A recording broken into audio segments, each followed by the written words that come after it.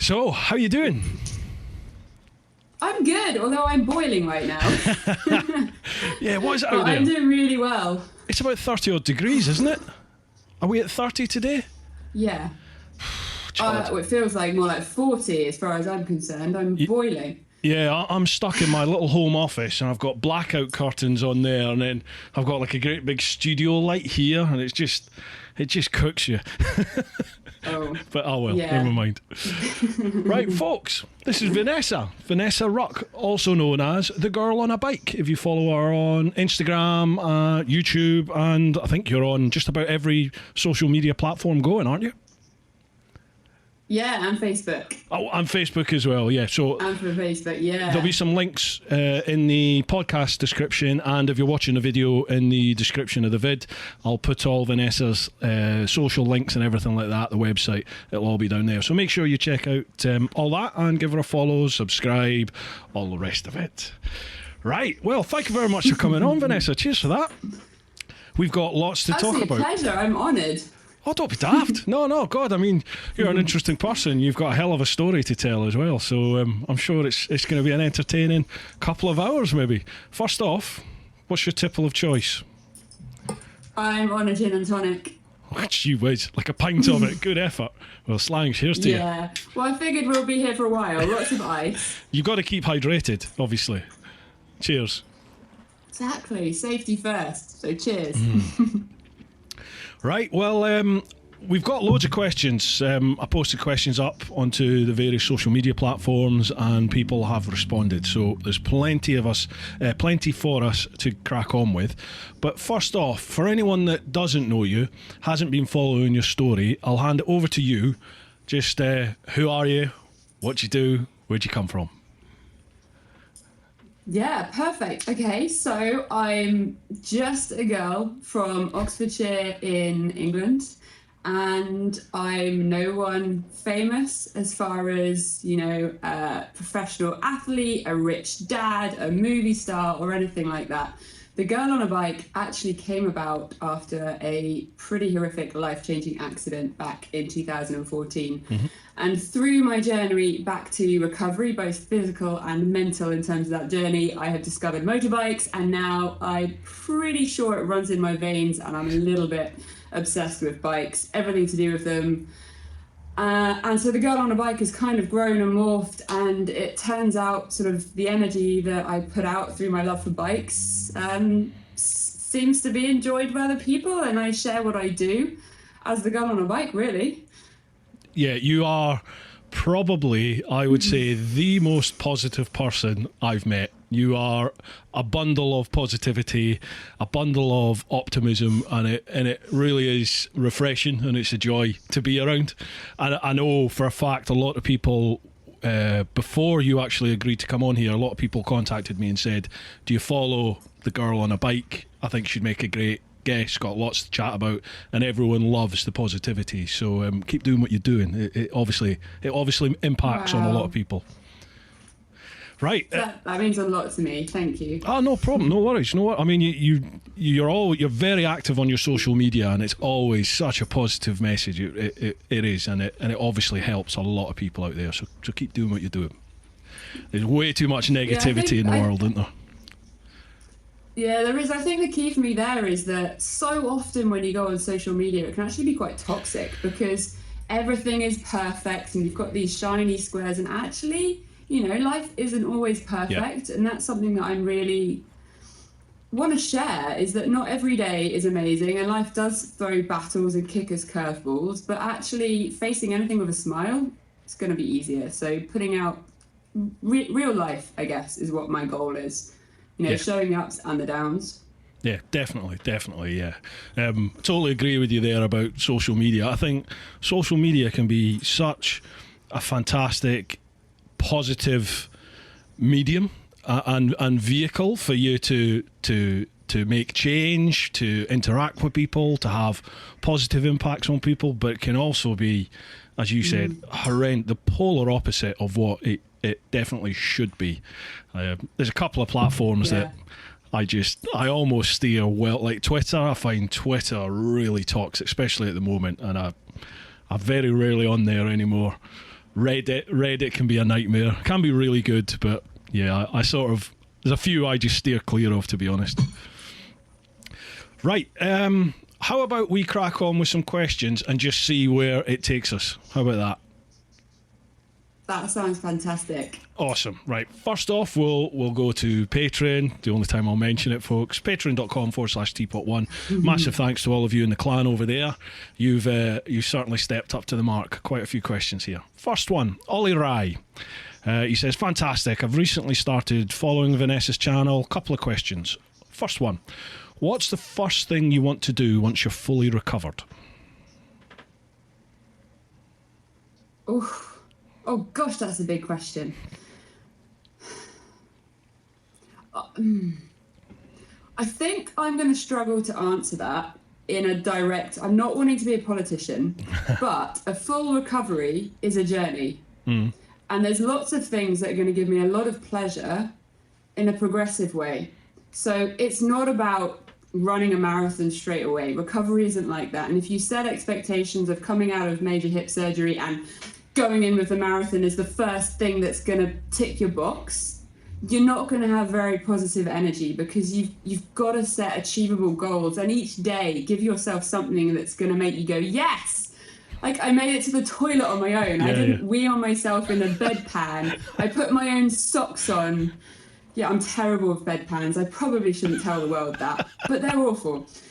Setting yourself little steps and goals. So I think, the big goal, the ultimate recovery for me, is going to be competing at Red Bull Romaniacs, which I was meant to be doing in July. Yeah. COVID has, set that aside anyway. But for 2021, competing Red Bull Romaniacs hard enduro is my, that's what I'm really working towards right now.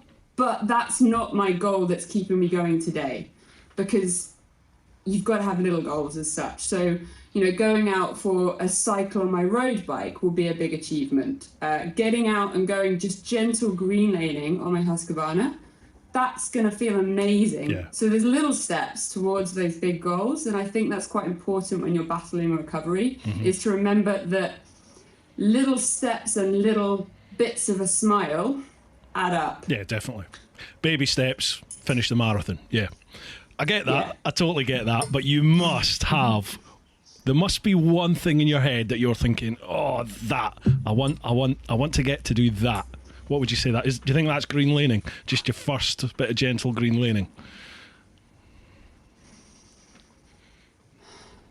Going to Werndy Quarry in North Wales. Yeah.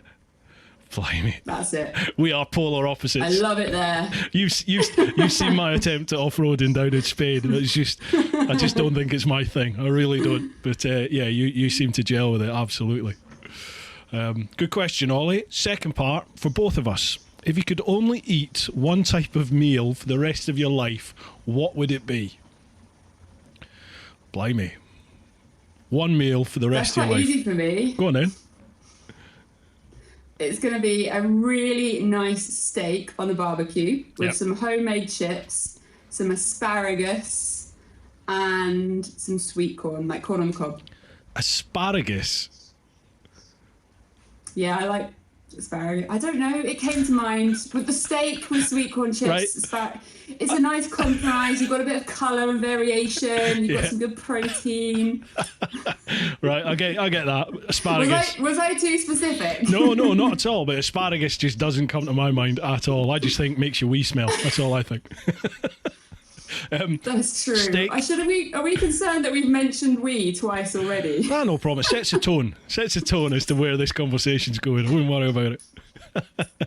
You'll fit in well with my lot, don't worry. Steak, yeah. Perfect. I agree with you there, steak. I think I could probably live on steak for the rest of my life. Corn, yes. Asparagus probably wouldn't be there. But yeah, it'll be steak, home-cooked chips, onion rings, probably peas, mushrooms, bit of gravy. That'll do me. I could live on that for the rest of my life. Oh, onion rings. You've blown it out of the water with onion rings. See, we're both starving now, aren't we? Yeah, I'm going to start eating my ice cubes. I've just seen who the next question is. If you've seen any of these before, you might recognise this name, Pete English. He's got a little bit of a reputation. So Pete's asking, question 1. What year are you hoping to do the Dakar? And do you know where it will be held, as next year it's hopefully going ahead in Saudi? Oh my. I don't know. It's something that I really would love and am wanting to work towards. Yep. But I have to be realistic with my body. And at this point of time, having just had my 7th surgery after being hit by a car, I don't actually know if my body would be able to. There's mental strength and there's, fitness and training, but actually mechanically, that might be my blocker, which is quite devastating to think about. Yeah. But again, you have to be realistic and set goals. And I don't want to write my body off for the next 50 years for the sake of one event, which would be absolutely the most amazing thing you could possibly experience. But that's... So I'm still, my eyes are on the horizon, that's for sure. I think realistically, time-wise, asking that question, a 3 or 4 year from now goal is probably the most realistic, given I'm 2.5 weeks post hip surgery right now. And in that time, you'll do progressively more and more strenuous activity, and then you'll start entering competitions, and you'll do higher and higher levels of competition, and you'll be able to gauge yourself, won't you? Yeah. Realistically, what are the prospects and when to go. No, good. That'll be exciting. Wow. Yeah, see you doing that. I had Dario Leonetti last week. He's the cameraman and editor for Lyndon Poskett for the Eco Race and the last Dakar that they did.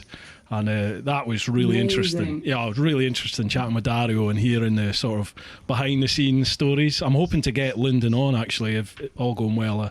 I should be getting him on for a chat as well. So that'd be great to chat with someone that's actually done the Dakar as well and hear about it. Yeah. That's awesome. You mentioned your accident there. I kind of assumed that people will ask about that in the questions, which is why I didn't really cover it in the intro, but probably I reckon what we'll do after Pete's next question, we'll cover that just in case nobody asks about it, because it's obviously fundamental to who you are as a person now and the journey you've been on. Yeah. So Pete's second question, what's the most spontaneous thing you've ever done? Oh my goodness. Most spontaneous thing I've ever done.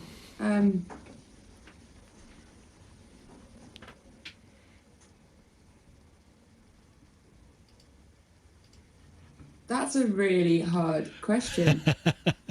I mean, I think the first thing that jumps to my mind, I don't know if it counts as all that spontaneous, but it was life-changing as a decision, was I was bedbound after a hip surgery, and I woke up in the morning, and to this day, I don't know where it came from. I rolled over to my husband, and I said, he's going to get a dirt bike. I have no idea where the inspiration came from. At that time, I had, the Harley Davidson road bike, and I had done no off-roading as such. Seriously?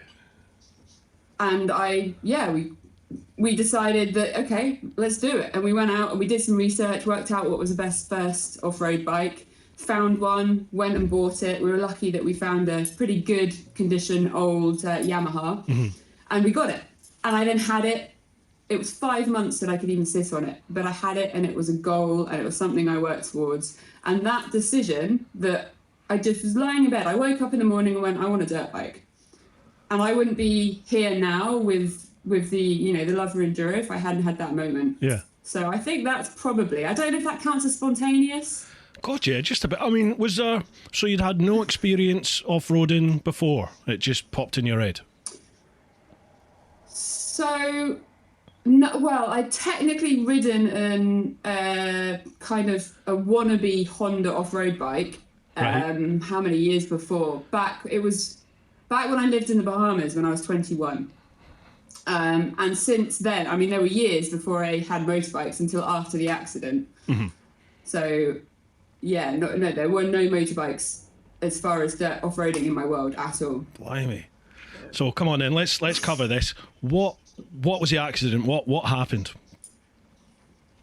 Yeah, okay. So it's probably worth saying a little bit about what life was like before the accident, because it sort of sets the scene a little bit. Yep. I was definitely adrenaline junkie. I lived for physical activity, pushing my body and feeling that kind of burn of endorphins of doing extreme sports. Kite surfing was my main sport. I lived for it. I was a team rider for a brand. All of our holidays were snowboarding, kite surfing, snow kiting, rock climbing, mountain biking. Everything was sports. My normal week, I'd commute to work 16 miles a day. I'd gym 3 or 4 days in my lunch break. Summer evenings, we'd wakeboard after work. Weekends, we'd chase the wind and go kite surfing. If there was no wind, we'd rock climb, mountain bike. So get the picture. It was all sounds sports. Horrific. You make me laugh. It was amazing to me. No, and me. God, I'd love to. But that all changed in a single moment. So March 2014, it was a really normal Tuesday. I jumped on my road bike, cycling home, and I was actually on the way to the wakeboarding lake to meet my husband. Had some friends for some wakeboarding, barbecue, and I was about a mile down the road coming out of Oxford, and a car coming the other way decided not to stop at their red light and cut straight across in front of me. Oh.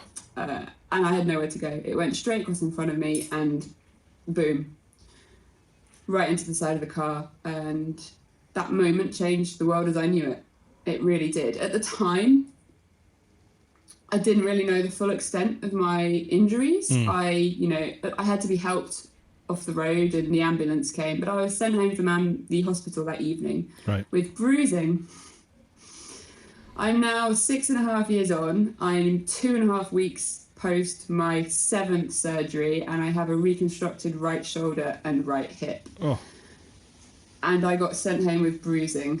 So it's been a journey, but if I had a magic wand and I could go back to 2 minutes before that accident and make it not happen, I wouldn't change a thing. Because I'm where I am now. I have learnt so much since the accident. I'm stronger. I have a better grounding of what I care about, what's important, what's worth fighting for, what's worth getting upset about, who the real friends are. There's so many things that have come out of the journey that moment in my life gave. Yeah. That I'm actually somehow in some weird, maybe slightly twisted way grateful for it. And the girl on a bike wouldn't even exist. So that's kind of cool.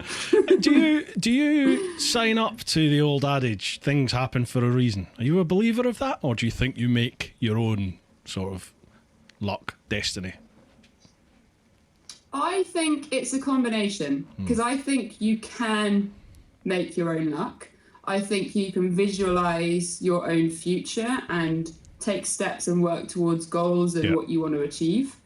But I do think sometimes shit just happens. Absolutely. And, you've just got to deal with it and adapt. Yeah. And you can't bubble wrap and protect yourself from everything, which is one of the reasons why I'm more than happy to throw myself around on a deck bike. Just because I was broken before, I'm gonna have some fun still. Excellent. I know. I totally agree with you. I sign up to that as well. I think life has a habit of throwing you opportunities. They might not strike you as opportunities at the time, but I think how you deal with what happens in life certainly determines what path you're going to go down, doesn't it? And I think as long as you have sort of an end goal as to what you want, and you focus your intention and your being on how you're going to achieve that, and you just deal with whatever comes your way, and it might send you down a different path. You never know, but I just think I totally agree with what you're saying. Just you make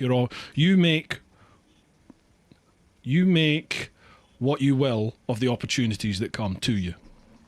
If that makes any sense. Yeah, it makes sense, and I think that really classic, completely overused saying of one door closes, another door opens is so true. Yeah. But the reality is that door opening might not be in sight.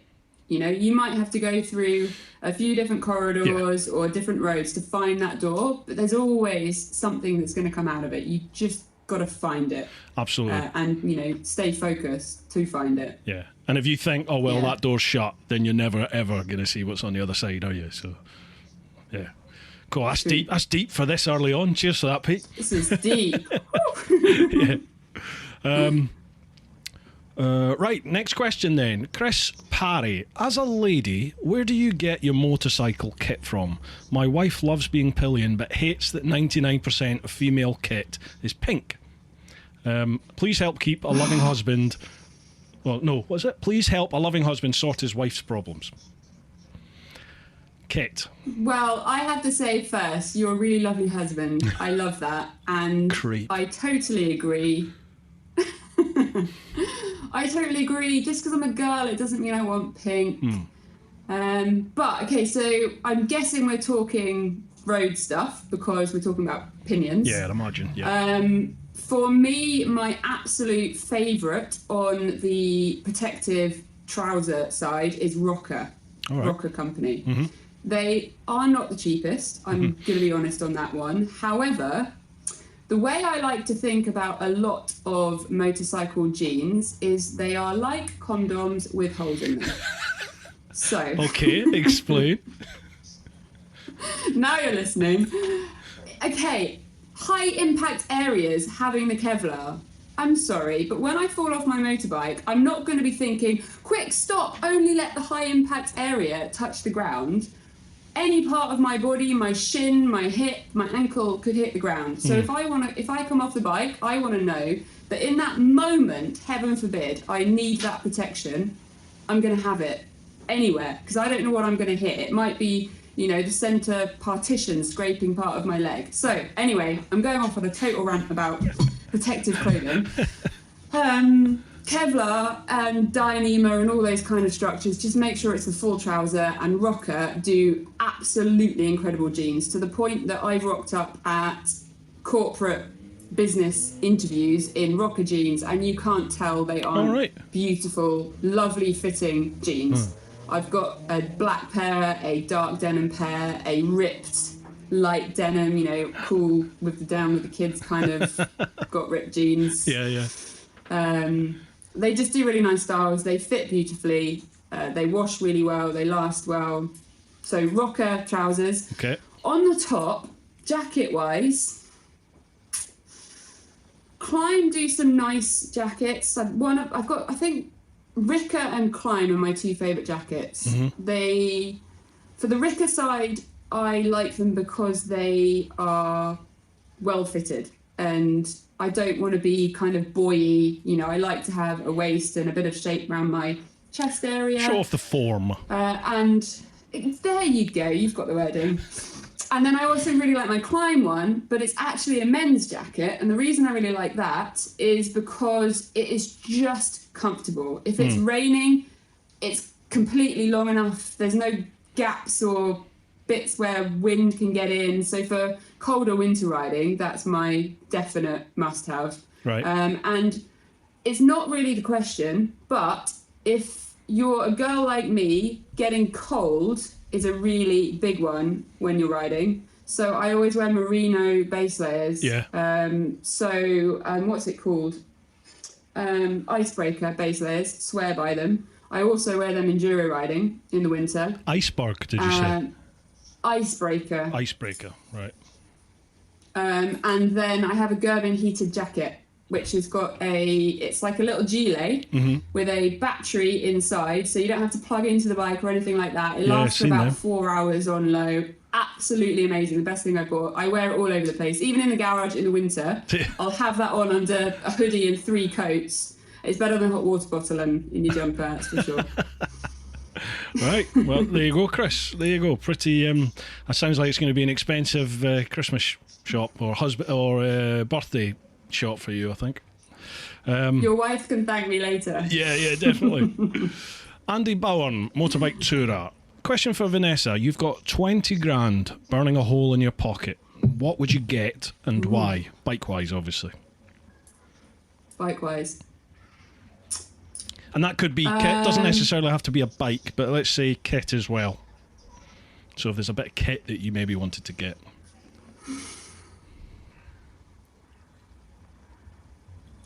I'm not very good with these questions.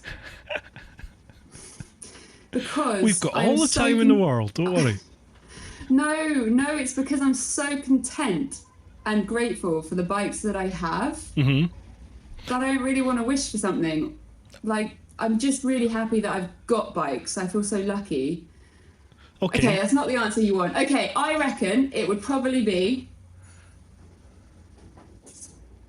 either the GS 1250. What, adventure or standard? Adventure. Would you?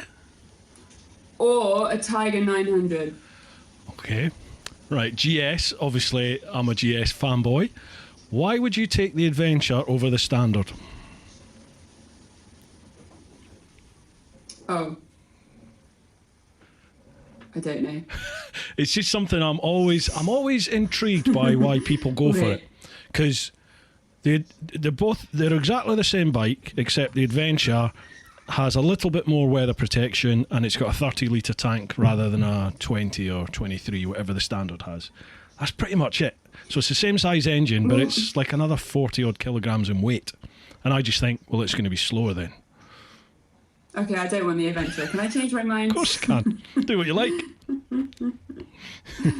I'm not massive clued up on GSs, so I just thought that was like the road or the off-road one. So I just wanted the one that was more adventurous in my answer. So I'll be completely honest. I just went, adventure sounds fun. I think with no knowledge. I think the adventure possibly has a slightly different shock. Maybe it might be a little bit softer. Okay. I think I couldn't tell you for sure, but I mean Lyndon. We both know Lyndon from Toro Trail and Toro Adventure. Yeah. He takes the GSs, and they're the standard GSs, the HP ones. He takes them to Morocco, and he does some fairly reasonable off-road on them. So they can do what they do. That's interesting, GS. And then the other one you went for was the Tiger 900. Yeah, I haven't ridden it yet, but I did a ADV trip out in Bolivia on the Tiger 800 with Nova Adventures, and those bikes really impressed me. That was really my first proper encounter with ADV riding and that sort of style, and I think I was really naive in thinking that it was kind of a jack of all trades trying to be good at everything, but actually they really are pretty darn good at everything. I didn't expect to be peg scraping around the incredible roads in Bolivia and then on the exact same bike climbing up a volcano. Yeah. Off-road. They're so capable. It was amazing. Adventure is just in their blood, really. And I've heard such good things about the 900 that I think I'd want to, I'd obviously try it before I went and bought it with my 20 grand. Yes, can I have this 20 grand? Yeah, Andy's got it for you. Andy Bowen's his name. Just chat, cool. not chat him up, but let me write that down. Send him a question on Insta. Motorbike Tourer. Yeah, I've heard some good things about the 900. Definitely, yeah. I tried the 800, not off-road, but I tried the 800, and compared to the 12, it sort of lacked a bit. But then I know from people that had taken it off-road, they all said the 800 was the better off-road compared to the 12. And then those that I know who've taken the 900 out, I think Andy, the Missenden Flyer, he's taken the 900 out and he loved it. He says it's one of the best bikes he's ridden. So yeah, that's what I've heard. It's interesting what you say there about these adventure bikes, and that I was exactly the same. They used to be the enemy to me. I used to look at them and just think, you bloody idiots. It's like it's no use for off road. It's no use for the road. You're living a dream that you're never going to have. Stop trying to be Ewan McGregor. Then I rode one, and it was like, shit, this is actually a good bit of kit, and as you said, it does like 90% of the things, 90% well on everything. It does everything, doesn't it? Yeah. So if you've not ridden one, the first time I rode a GS, I was going along on the motorway. I was sat going quite fast. So let's just say I was sat at 70, because obviously that's the speed. Maintaining speed. Yeah. I was sat there going, this is really weird. What is going on? And I just couldn't work out what. It just felt something was wrong. And then I realised that my visor was open. and I ride a Harley. Like there's absolutely no fairing or anything to protect you. And I was sitting at that speed, a little bit higher, with my visor open, absolutely blissfully happy, and my eyeballs were completely fine. I wasn't blinking and drying out, eating flies. Just content, and that moment was like, yeah, this is a comfortable bike to do some distance. See, I was the opposite of you. I'd never ridden a Harley, but obviously I've owned a couple of GSs now, so I'm a proper GS convert. And I used to think that Harleys were sort of, similar sort of attitude I had towards GSs and GS riders was kind of what I thought of Harleys. I just thought, like, it's no use compared to today's technology. It's living on a bygone age kind of thing. And then I've had the opportunity to ride a few, and it's like, oh, I get it now. I totally get it. It's just the ones that I've ridden, it's not about performance. It's about, like, sounds weird. It's like a soul. You feel the soul of the bike coming through, and it's just, you sat there cruising along and you think, yeah, I get this now. I totally get this. Yeah, it's one of those things I think you cannot mock it till you've tried it. Absolutely. And you have to try a couple, because there's a reason why there are lots of different style Harleys, and everyone likes a slightly different style or feel or, seating position, etc. Yeah, there's something about them. What's your one again? I totally agree. Street Bob. Dyno Street Bob, 2015. And what's it called again? I can't remember what you call yours. Thug, that's right. It's a blue one, isn't it? Yeah. If you follow Vanessa's Instagram, you'll see loads of pictures of the various different bikes, and they all have their own little personality and names that go with them. Yeah, it's a cool bike. They do. Gary Crook, next one. Question for Vanessa. Who is your biggest influence in your life, and where do you get that great inner strength from?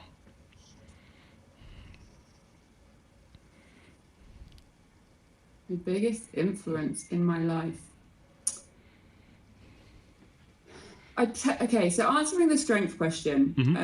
When I was a little girl, I think I was about 6 when it started, and my mother was very, very ill.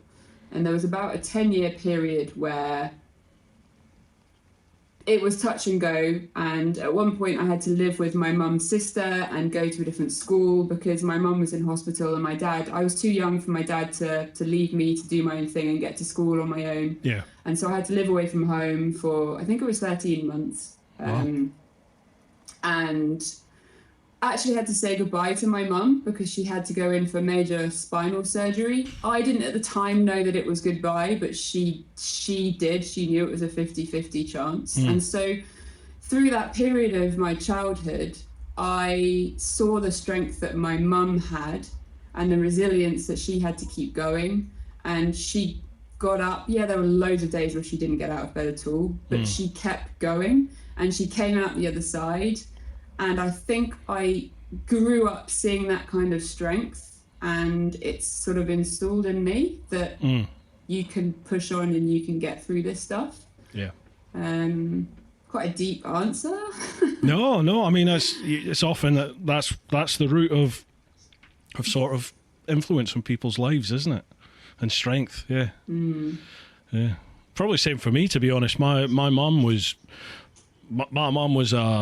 a massive influence in my life growing up, more than I think I realised at the time. And it was only towards the end, she passed away from cancer, and it was only sort of towards the end I really realised that. And then certainly after she'd passed away, it was like, God, my dad always worked in the oil, and he worked away for massive parts of my life. He was working offshore or working in other countries. So basically my mum was the one that raised us, and you're like, bloody hell, I can see how tough that would have been for her and what she put up with.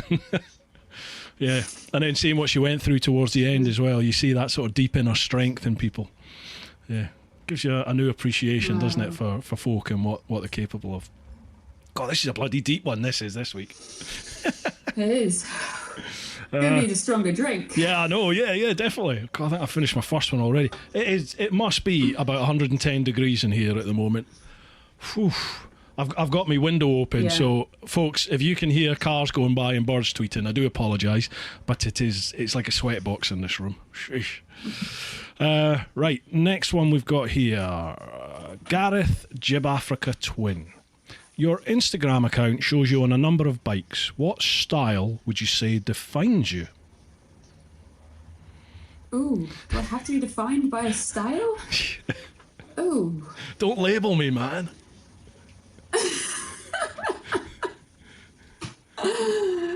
Oh, gosh, you've got some deep questions coming in. I know. I think what am I know.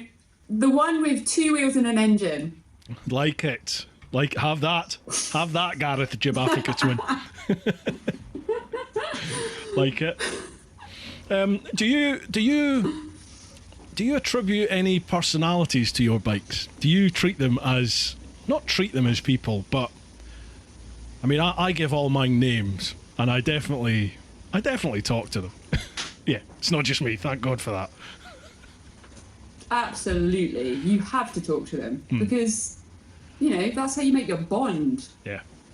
Yeah. And I reckon I speak to Buddy, the Husqvarna T250i enduro bike, the most. Yeah. Because I really need Buddy to look after me in a lot more situations than where I put myself on the Harley or the Trials bike. Because I tend to hit things on Buddy where I am genuinely terrified.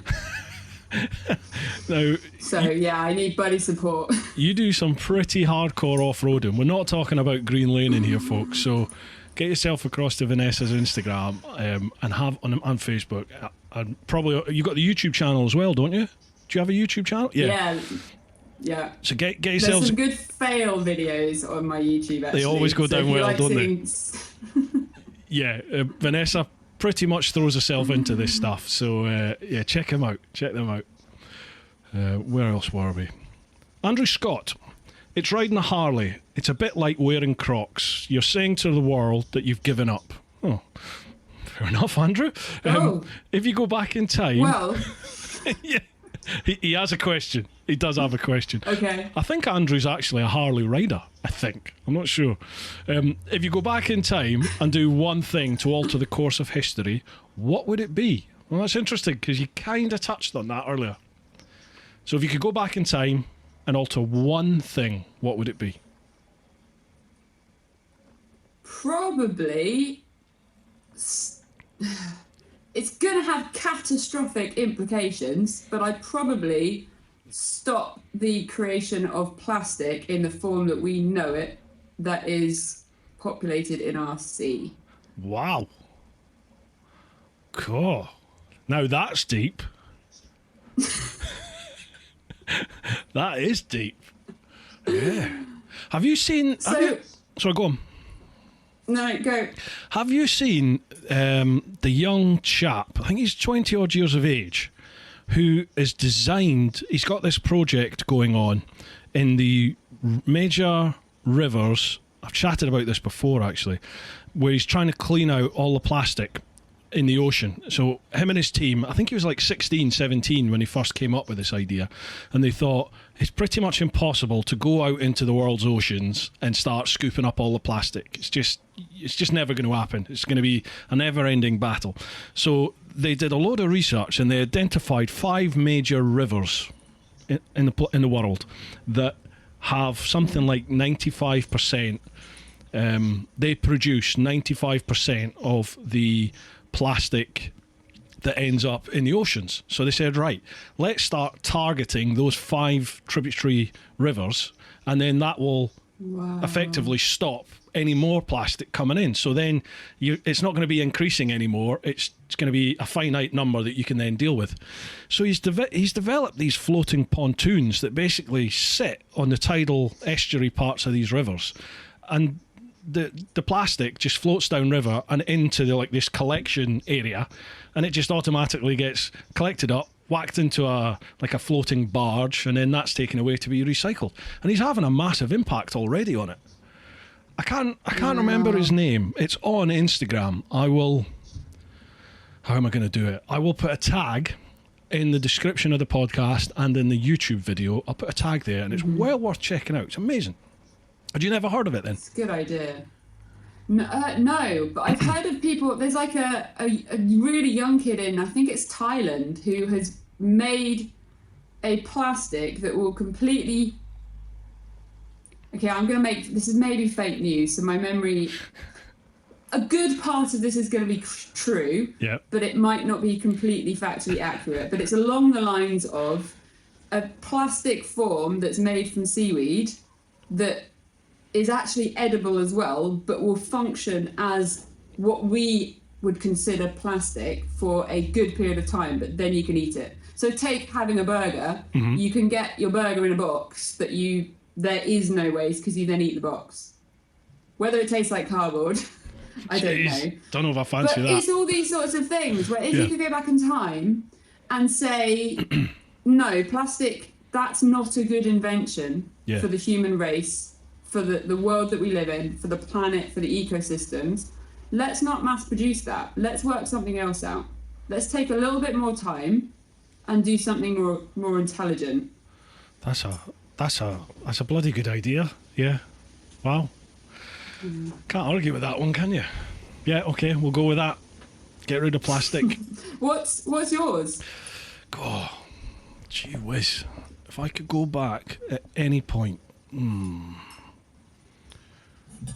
alter the course of history. Blimey.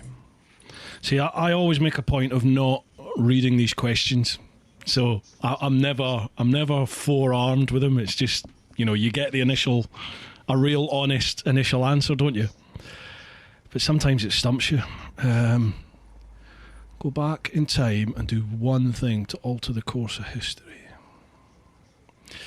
Right, this just came to me thinking about it, and it's very topical, and that's probably why it popped in my head. But stop Martin Luther King being assassinated, just to see what happened after that. Just to see. Because it seems like that was such a pivotal point at the time. I suppose, did we know much about that over here in the UK? I don't know if we knew much about it in the UK compared to how we now know what's going on in America like that because of social media. But it was obviously such a massive. It was having such a massive impact at the time, hence why he was assassinated. I'd just like to see how things would be different, if they would be different now. Who knows? It's incredible to think when, I don't know, people often say that, the one thing that they do isn't, you can't make a difference to the world. And you always got to think that if you don't think you can make a difference and you're too small to make a difference, try going to sleep with a mosquito. And it's incredible to think, your thing now is one person. Yeah. And it probably would have made a huge difference to the course of history. And it's incredible to think that.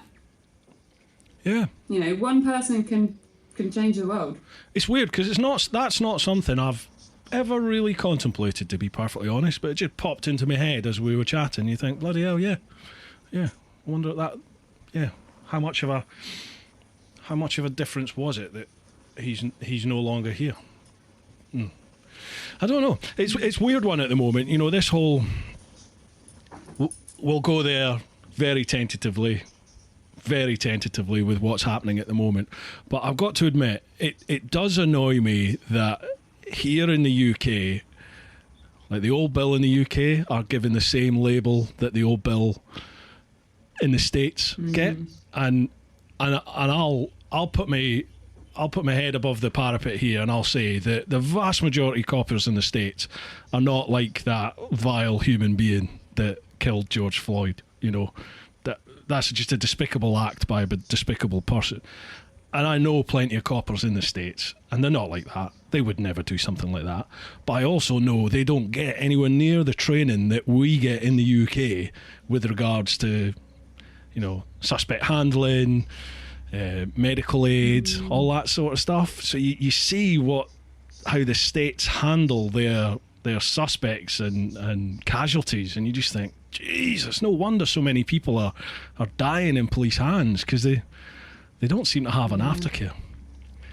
And I don't know I don't know if a lot of that is a racism thing. I think that's just how they deal with suspects. There's undeniable cases where it is, don't get me wrong, undeniable, and I've seen those videos. You can't justify that in any shape or form. It's horrific. But there's other ones that I watch and I go, I'm not convinced there's anything more to that other than that copper was scared for their life and they're dealing with a violent person, and that's just how they deal with violent people. But anyway, let's draw veil to that. Right, Lee Hurst. I was interested. So go on. Can I really quickly check the camera is still Of course you can. happy? Yeah, of course.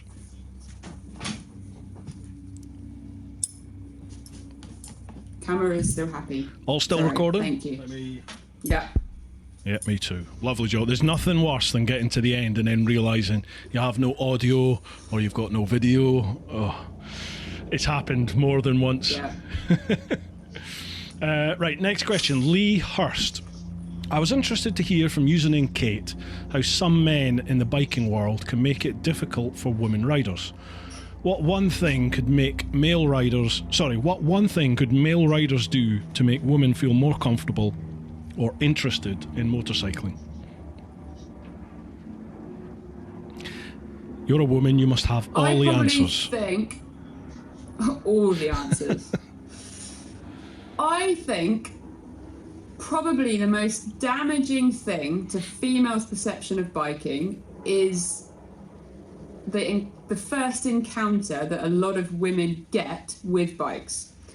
Now, that is you're, a teenager, you've got the boyfriend that's got his bike and he's all a little bit leery and ego-y, and you get on the back, you're completely out of control because, you're just in faith holding on to this guy on a bike, and your life is in their hands and their ego takes the control. And it's terrifying. It's got to be. This isn't my first encounter. This is my perception that I think a lot of women's encounter with bikes is going on the back. Right. And riding a bike, particularly anybody that's watching this thinking, oh yeah, it's terrifying being on the back of a bike. It is not the same riding the bike. No, God no. I hate being pilloried. Totally different. Hate it. Yeah. So much trust to go on the back of a motorbike with somebody else. I think I will only go on the back with probably my husband, dad, and people I really, really know. I wouldn't just get on the back of a stranger's bike. Yeah. Oh, that just reminded me of a really horrible story. Go on. When I took someone on the back of my bike. Go on, we're all ears. Okay, Don't laugh before I've told the story. Gosh, I couldn't be a comedian. Okay, I was at Pasquet Off-Road Centre in North Spain, and I was on my enduro bike riding around, and I come across, there's a main fire track around this. It's like a hard enduro playground, heaven. Yeah. There's a fire track. I'm coming down the fire track, actually on my way back to the van to get a refreshment, and there's this guy in full enduro kit on the side of the track, looking a little bit like he should probably have a motorbike but didn't. So I pull over and ask if he's okay. Turns out his mates had a fall, his bike's damaged, and he needs to get back to the van to get help to blah, blah. And I'm like, oh, do you want to jump on the back? And he's like, yeah, fine, yeah, please, love to. And he jumps on the back, holds on to me, riding along, everything's fine. And then I just start feeling this really firm object into my lower back. No. And I'm like, no. Oh gosh. Yeah. Please tell me it was a screwdriver or something like that. No, I think he enjoyed that journey back down the bumpy track. I didn't know where to look when he got off the bike. I drove away very quickly. Wow. Ooh, what can you say about that then? Yeah. Yeah. Ladies, be careful who you let on the back of your motorbike. Yeah, it sounds it. It sounds it. Bloody hell. Wow, I'm a bit thrown by that, Vanessa. Cheers. Right, next question. Stuart Bailey. I've started using the Kali Moto app that Bruce uses for generating a circular route. Do you use technology for route planning, or do you prefer other traditional ways to get lost? Oh, I probably a combination of friends and using their experience. So if you know someone that knows the area, it's awesome just to follow them and have them show you around. But I do use an app called View Ranger, which enables you to have digital OS maps on your phone, and you can plot routes, you know, finding the legal byways, places that you can ride, and I'll plot out a route, and then I can have that on my handlebars of the enduro bike and follow it, for example. Oh, That's wow. quite a key one for off-road riding, because there's a lot of areas that are illegal, and obviously I don't want to be riding on illegal terrain. And is that helps me find... Is that just in the UK, or does that cover global or Europe-wide, or? It's, anywhere where you can get OS maps. Okay. And what's it called again? I've used it across Europe. View Ranger. View Ranger. It's a free app, but you pay for the OS maps. Yeah. If you have a physical map, you can take the code off your map and put it into it, and it will... If you buy the map, you kind of buy the map digitally and paperly. Gotcha. Mm-hmm. Great English there. Paperly is a word. Paperly. It is now. Oh, wow. Okay. So that's for off-road. What about like on-road stuff? I just use normal Google Maps if I was plotting something, going somewhere, or, you know, speak to people about what the best routes are. No fancy technology that's going to be life-changing for you there, I'm afraid. I used to be a firm believer in the paper map. Right up until my world trip, I loved just using maps. Didn't want sat-nav. And I remember I got approached by Garmin to provide me a sat-nav for the round the world trip. And I really didn't want a sat-nav. I was like, no, I want to use a map. But I took it on board because I thought, you know, it's a big name. It might help with the publicity and all that sort of stuff. But it totally converted me. Like I just use sat-navs in my phone and everything now. And I've never got, well, I carry a paper map for my tours, but I never use it. Yeah, it's weird that. Yeah. But you look at, I had Sam, have you heard of Sam Manicum? Never heard of him. Not springing to mind. He's like a god in the overland world. He's a British chap. Okay. Well, actually, no, he was born in, I think it was Zimbabwe. It's somewhere in Africa he was born anyway. He grew up down there. But he headed off. He passed his motorbike license and then his motorbike test, and then he literally just set off to ride the world. 8 years later, he finished 200 and something odd thousand miles, 50 odd countries. 8 years later, he finished. Wow. And he, I think, still to this day, he's a map man. He's not a sat nav guy. And you look at what he did, and then you look at people like, wow. Excuse me, you look at all the folk that Ted Simon and people like that who travelled the world, and they never had sat navs. They just used maps. And I know a bloke called Dan Walsh, and he used he effectively used the map that he found in a fast food restaurant to navigate parts of the Americas. he just went by that map and went, yeah, that'll do. Just followed it, and off he went. Nuts. Right, I think it's a fun way to just go where the wind takes you, really. I think when you use a sat nav, it's a lot more like prescriptive. Mm-hmm. You don't just end up and stumble on and happen to be places in quite the same way. I think there is something quite magical about just kind of knowing where your destination is and sort of going. Yeah, I think that would be pretty exciting. But I'd almost want that map there in my pocket if I needed it. I've got to be honest, that tends to be how I use it now, in that, and like if I've got somewhere where I need to be and there's if you've got time limits involved, then obviously I follow the sat nav, how it's telling me to go, and off you go. But if I'm just out for a ride, and I will fly the flag for Kalimoto here, Kalimoto has this random ride feature, so you can tell it how far you want to go, whether you want to, you want to get from point A to point B. You've got a final destination, but you're not worried about how long or what route you take. You can both generate me a random route, or you can say, right, I want to start and finish at this one point, and I want to do 200 miles, and I want to do it roughly in a southwest direction.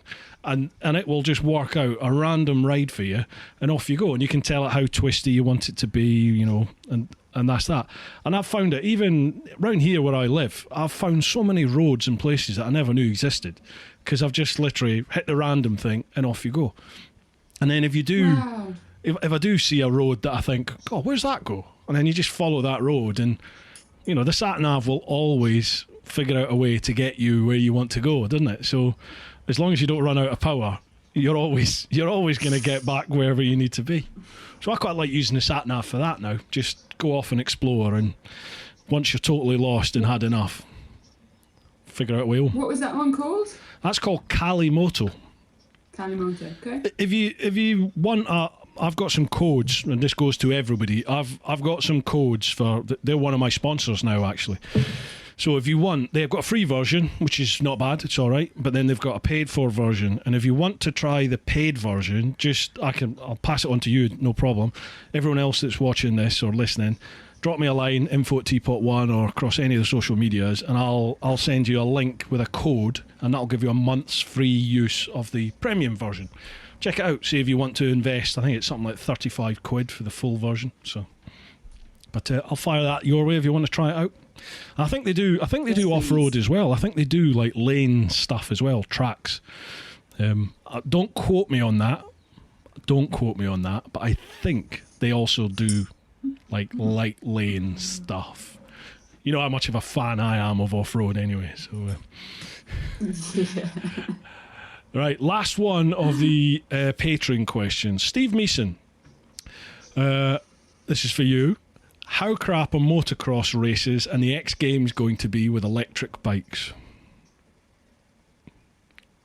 Oh, why would they be crap on electric bikes? Exactly, that's what I think. But Steve seems to think they will.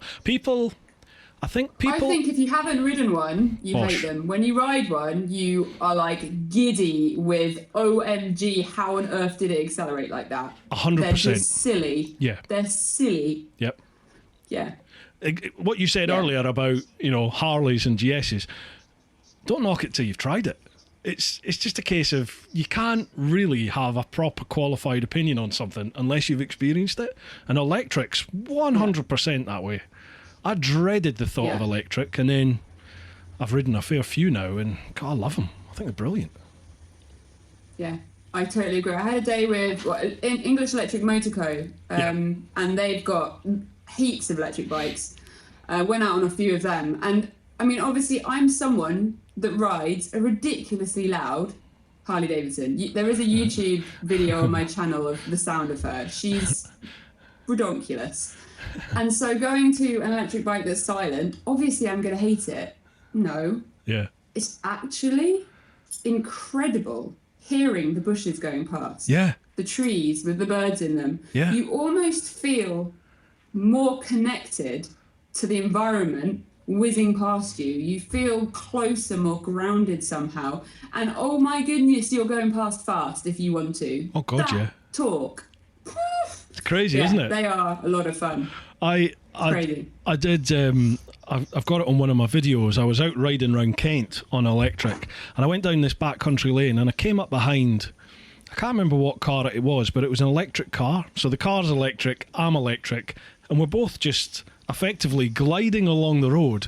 And like you said, you could hear the cows mewing, you could hear the birds tweeting, and it's just like, this is nuts. This is crazy. I loved it. Absolutely loved it. Please, can you say the noise that the cows make one more time? Mooing.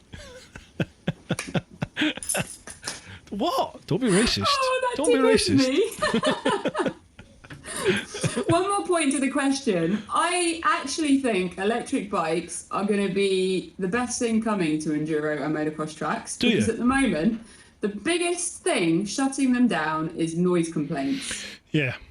Yeah. And electric bikes are quiet. So maybe we're going to see, tracks opening up again because there won't be noise complaints. What will people have to complain about? They'll find a thing. Of course they will. People always do. But it could be a really good thing, actually. That's a valid point, because there's quite a few of the traditional race circuits that they've all had to either shut down or stop doing track days because of the noise pollution. That's a good point. Didn't think of that.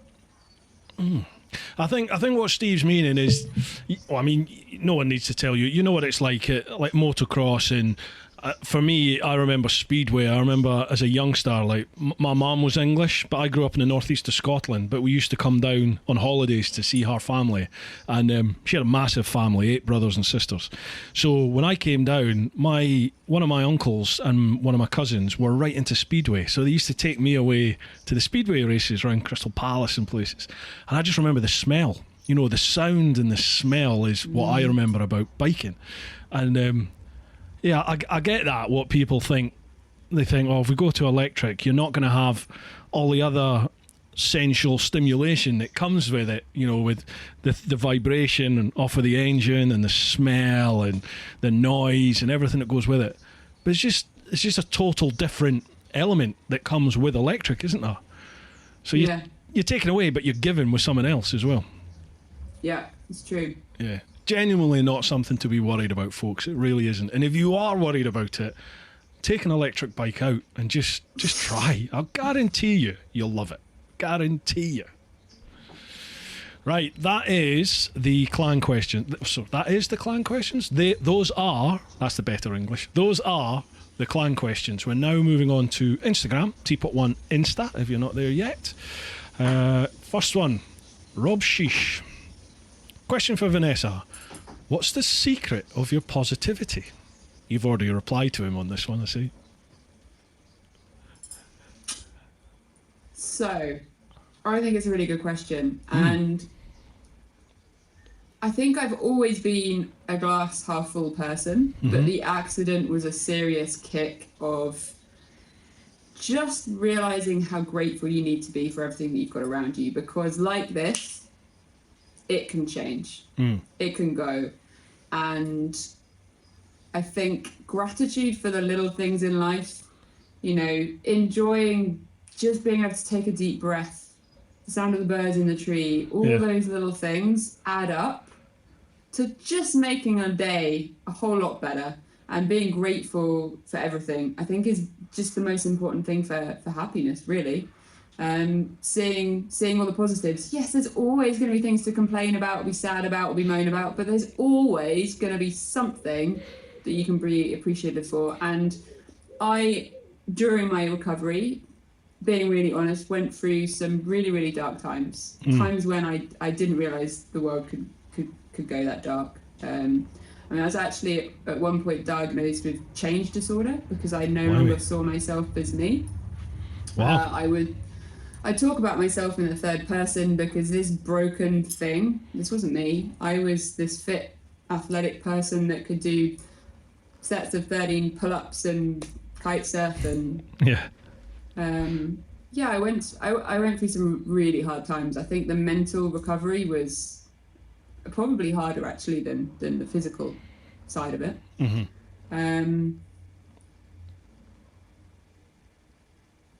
So yeah, being grateful, because it could always be worse. Absolutely, yeah. I think, I mean, that's a fantastic character trait that you have. Absolutely, and I think, okay, you've worked at it, you've been through a lot, but it's definitely, I think, something that's a character trait that people have or they don't have. I think everybody knows people who are definite glasses half full, and it's very hard to get them to adopt that positive mindset, isn't it? You know, I've got friends who, no matter what you say to them, they'll always see the negative of it, and you're just like, come on. You feel like and I get it, I understand, because when you're in a mindset of the world's against me, everything's shit, it's very hard to take the positive out of anything, isn't it? I get that.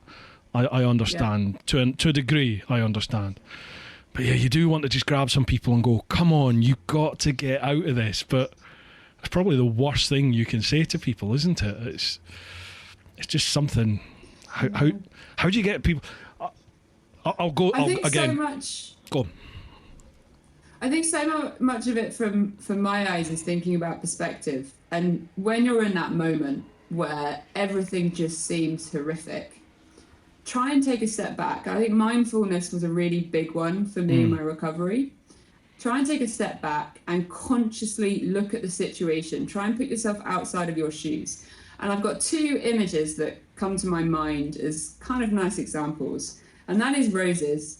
It's the first one. So it really sucks that roses have thorns, right? Yeah. You know, they're pretty evil. They can make you bleed. You know, they get caught on things.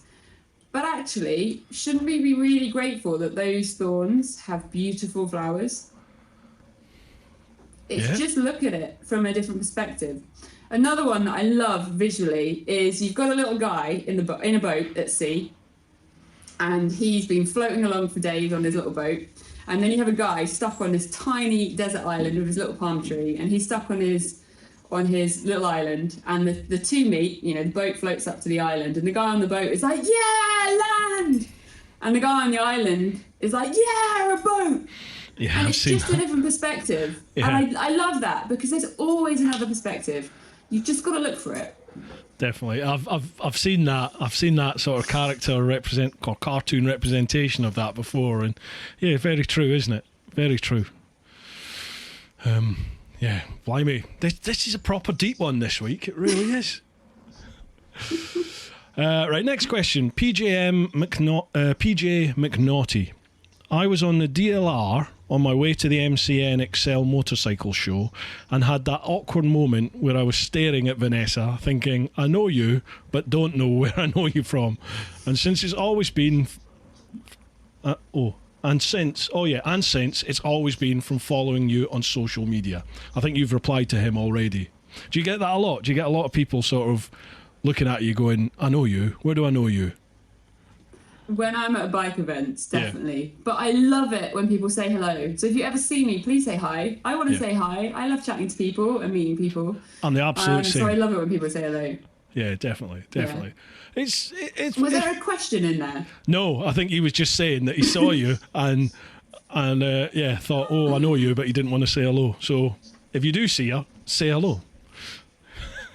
I'm the same. I love it when folk come up and say hello, because it's, I don't know, it's just, I like the whole social side of all this. You know, for me, it's brilliant. I love, because I never used to be like that. I never used to be a social person. I preferred my own company. I preferred being by myself. And then I think bikes just changed everything, really. And then certainly doing the world trip, it's like a switch went off. And it's like, right, now I get it. This is me. That wasn't me. This is me. So, yeah, now I just like to talk shit to anybody. I'm quite happy. Follow the beards. Question. Harley in the Alps or dirt bike in Wales? Dirt bike in Wales. Yeah? You definitely... Don't take it the wrong way, but you like it dirty. You're definitely an off-road girl, aren't you? Definitely. Yeah. Yeah. The Harley was the journey to discovering off-road. So if I think about the Harleys, so my husband and I actually rode Harleys out in Texas on a honeymoon. Oh, wow. Yeah, it was pretty incredible. And then for one of our wedding anniversaries, which was 2015, my husband was in Afghanistan for our wedding anniversary. So when he got back from Afghanistan, he's in the Royal Air Force. I organised for 2 Harleys for the afternoon just to have a sort of, you know, a kind of anniversary thing. No intention of anything other than just having a few hours on the Harleys. And obviously in my recovery at this point, it was a point between some of the major surgeries where I was, you know, able to ride a motorbike. And we had these Harleys for the afternoon, and we went from absolutely zero intention to buy to ordering 2 in a week. It was like some kind of, in a week. We ordered one, and at this point I had a little Suzuki Bandit 600 to commute because I was no longer able to cycle to work with the injuries. So I was battling the traffic every day. So I got a little commuting bike just to be able to get to work easy when I was able to ride it, obviously with surgeries. And So we were like, well, we've got the Suzuki Bandit and we can have a Harley and we can go cruising together. And so we ordered my Harley. And then we were like, hang on a minute. You can't go cruising on a Suzuki Bandit with Harley. Let's just go mad. And we were really lucky that we were in a position in life at that point where we could. Yeah. I mean, all of our adventures had stopped, our holidays, everything, because of my body. So Yeah. the Harleys were the best decision that we've made in my whole recovery, because they gave us that ability to have some freedom, some wind in the hair, and have an adventure that was physically completely undemanding for my body. Awesome. So, and then I know you said you just woke up one night with this sort of vision that you wanted an off-road bike, but what led to that? What went from the Harley to I need an off-road bike? There must have been something. Honestly, I wish I knew. I do not know. I don't remember seeing them on the television. We've never had magazines or posters in the house. Like, they've never been a thing. Wow. But I honestly, the only way I can break it down to something that's remotely like a logical step is that I was always athletic, extreme sports, wanting that burn. Mm-hmm. And the Harley was the platform that I needed through my recovery. Yeah. But I was always seeking that sport, that adrenaline. And the Harley made me fall in love with motorbikes. So I think my mind went, well, hang on, how can I merge the motorbikes with something more extreme? And the enduro was kind of the obvious step. What I didn't know then is that I'd end up doing, extreme enduros and riding in the British things and signing up for Red Bull Romaniacs, it all kind of escalated. There's a lot to this, so come on, let's go down your off-roading pedigree then. What races have you been in? What have you entered so far? Not that many, honestly. I thought you'd done loads. No, I only really started enduro. I've probably done enduro for about 18 months in total, but with now 4 hip surgeries in between. So across 3.5, 4 years, since I first started, I've had 4 hip surgeries. Oh, that's horrible. It was 3 until a few weeks ago, so I'm still getting used to the number going up. And months where I haven't been able to ride. But when I've been able to, it started with gentle green laning, and then I think the biggest influence in me going from green laning fun to stepping it up was meeting Paul Bolton at Toro Trail out in Spain and doing a training day with him. And I'd been pushing my skills a little bit. I'd been doing trials riding, which is a massive foundation for enduro, but it was something that was less risky for my hip. So that was how I sort of started trying to get myself going again, back end of last year. And riding with Paul, he basically turned around to me and said, you need to sign up for the Valleys Extreme, which is kind of known to be one of the most extreme hard enduros in the UK. Wow. And it was in January this year, and I just laughed at him, partly because I didn't actually know what it was, and partly because it just sounded ridiculous. I mean, it had the word extreme in the name, so clearly I was going to die, and this is a stupid idea. Anyway, WhatsApping backwards and forwards him over the next couple of weeks, he persuaded me that I should just do this. So my husband and I basically worked out that we could go along to the Valleys Extreme and do the practice day on the Saturday, which means you can get to do a portion of the course, have a go, get the experience, but it's not a race, nothing mental, and if I don't make a lap, I haven't raced, put my name in for a race and wasted my money, etc. Okay. Anyway, we did it, and we did 3 laps in the time and realised that we could do it.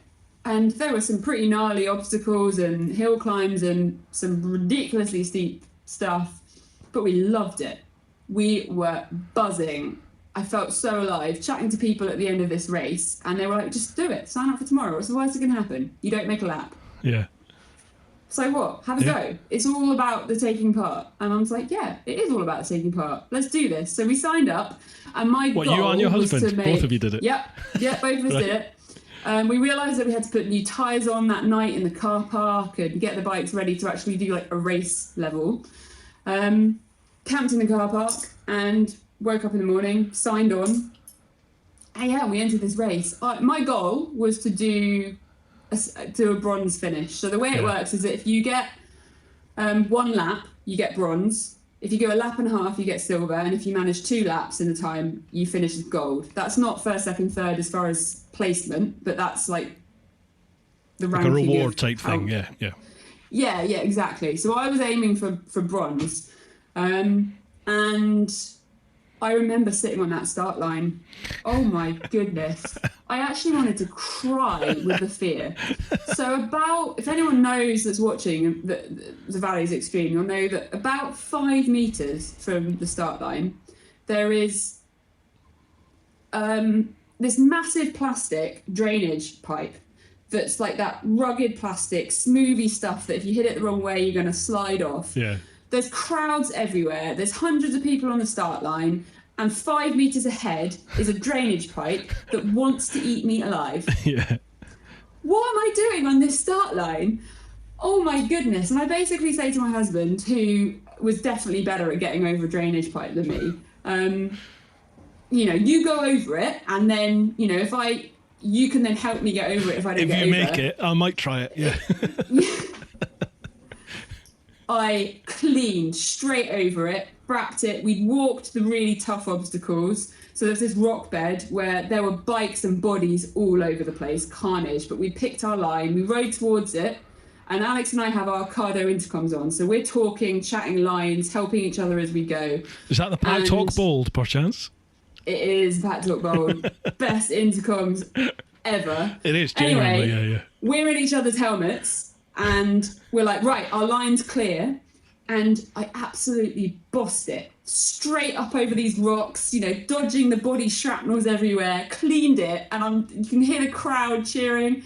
And I was just like, this is it. I've got this. Freaking come on, Vanessa. We can do this. And we made silver. Brilliant. I was just blown away. The energy I can feel right now is mad. And I remember getting to the finish line, and someone asked, like, how do you feel? And I was like, this is like the best day of my life. And then I obviously look at my husband and go, okay, I'm on the wedding day, because obviously that was number 1. That was all right. And that was it. That was it. I was hooked. From then on, I wanted to do hard enduring. Wow. I dropped the bike. I fell off. I struggled. I sweated. I cursed. The rock bed. If you don't know Valley's Extreme, just Google like the rock bed, for example. Right. And I made it up there on my own. Anyway, I'm addicted. Awesome. The burn, the fails, the satisfaction. I love it. It sounds like that sort of extreme sports background that you have. Well, I mean, it fits in the motorcycle world. It fits so well into enduro, doesn't it, and all that sort of stuff. And that's where you're getting your buzz. Yeah. No, I get that. I do get that. I'd love to be able to do it. And there's tiny little instances. I'm just editing that where we met down in Toro. I'm just editing that video at the moment, and there are, and I'll say tiny instances where I think, oh, okay, yeah, I think I get this. And then just the fear kicks in, and I just think, I fucking hate this. I'm so far out my league, it's frightening. I've got to say, I went back the next day. After the day we did it, we were all on Husky 350s, weren't we? Well, the next day, I took the big GSs out, and I went off-road with Adrian, one of the guides. And I genuinely enjoyed that day, being off-road. I really enjoyed it. But I enjoyed being on the GS, because it just... I've said before, it just felt bigger. It felt like I could balance better on it. Whereas on the wee 350, I was either leaning too far forward and felt like I was going over the front, or I was too far back, and every time I touched the throttle, I was flying back like that. I just couldn't get the balance right at all. You've got to try it again. I definitely will. There are so many people that all they want is for me to go off-road. So it definitely will happen. I know Lyndon hasn't given up. He definitely wants me to do a bit more off-roading. So that will happen for sure. Well, that's interesting, that. Your husband, is it Alex? Is that your husband? Yeah. Yeah, Rocky Alex, Monster. Rocky Monster. Yeah. Was he an off-roader before then, or did the pair of you just... Nope. So you both just went for it? Yeah, I got him into it. We started that whole journey together. When we met, we both had our full motorbike license, but neither of us had bikes. So when the bikes kind of came up, it was, we were both ready for it. Yeah. That's interesting, because so we've started together. the two of you, having seen you down there at Toro, the two of you are so comfortable off-road. And, I assumed, probably chauvinistically, I just assumed that Alex had experience of off-road, and maybe that is what brought you in. But obviously chatting with you, no, not at all. It's just No, a vision at night. It was you that opened the door to everything. Wow. Well, there's hope that I might discover how to handle an off-road bike. Yeah, I doubt it, but you never know. I might. We'll see. God, where were we in the questions? What had we just spoken about? I don't even know what the last question was. Follow the beard. Dirt bikes or Harley in the Alps. That was it. Oh, yeah. Right, there we go. What have we got here? Official Mr. Fish. You've been through tough times after the crash. A bit like myself. This is John saying, Mr. Fish. Do you know Mr. Fish? He's another YouTuber. He had a really bad bike accident on the road that nearly killed him. So he's gone through quite a lot, still fighting injury and stuff at the moment. But anyway, did you ever doubt you'd get back on two wheels? I know I did. I promised folks 10 years ago, and that lasted 3 years. So basically, he promised his wife and everybody that you'd never ride again. 3 years later, he's like, I need back on it. Sorry about that, folks. Believe it or not, my GoPro is overheated. It's scorching to touch. So, change cameras. It's hot. Right, we're back in the room. Right, where were we? Oh, yeah. Are you going to want me to remember what I was talking about? Yeah, I wouldn't worry about it. I mean, we'll just do it'll be a hard cut in that one. You know why we've done the hard cut, folks. So I think the last question we started was with John, official Mr. Fish. He said, you've been through tough times after the crash. Did you ever doubt you'd get back on two wheels? Excuse me, pardon. Yeah, so I think I was saying that you things happen in life, and facing your fears. I grew up riding horses. I was really lucky to be able to be around horses as a kid, and I always remember you'd fall off, you get back on. You don't fear it. You fall off the horse, you get back on the horse, and you keep going. And I think I take that approach with other things in life. And while I didn't have motorbikes at the time of the accident, I was never not going to get back cycling even. Cycling, and the motorbikes were natural. However, I have to say, I was a horrific passenger for about 3 years. I would scream randomly whenever a car came from the right side, which was instant back to the accident. And my poor husband would have jumps out of his skin as we're driving along, because I would just freak out in the car. Phantom braking. I was better. Oh gosh, yeah. I was braking all the time. Yep. But what was interesting is that I was better when I was in control. So if I was driving, then I was more comfortable because I had control of the vehicle and what was going on.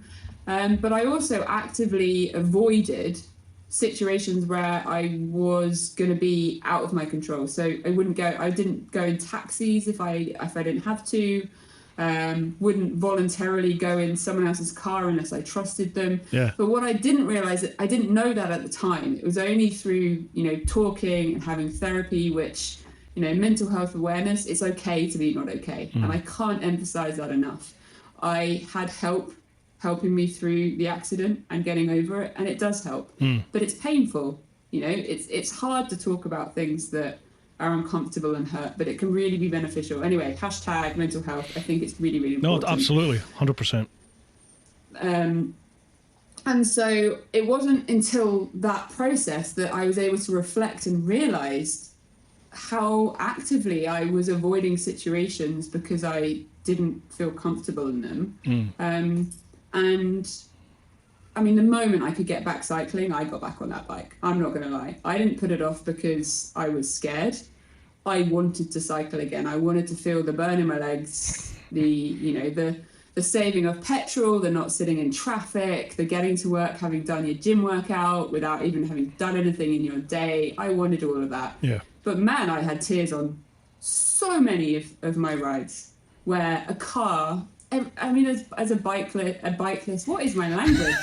What are you drinking? Yeah, I'm on a cider now. It's obviously a strong one, hey? As a cyclist, unfortunately, society does treat you like the not allowed person on the road, or you're somehow inferior because you don't pay your road tax, which actually is emissions tax, right?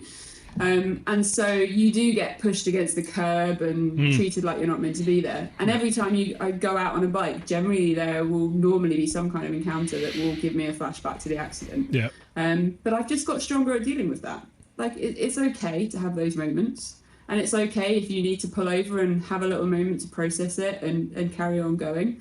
And I actually think having the Cardo intercoms back when we first started riding was a really helpful part in my journey on the bike.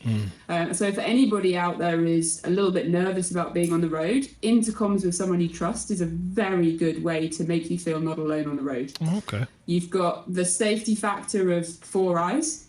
You know, you can talk and communicate, you can warn each other. You know, do you see that buggy up there? Have you seen the dog?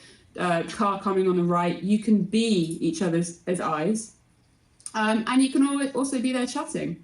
You know, I've had moments where someone's pulled out on me and I just wanted the earth to eat me up and take me off the bike. What on earth am I doing on a motorbike? Like, I nearly died. I still hurt from that accident, and I'm out here on a motorbike. But, you know, Rocky Monster's in the helmet being like, don't worry, deep breaths, we can pull over if you want to, you're okay. You're okay. And that's was really helpful, I think. Yeah. I love how far away I get from the question.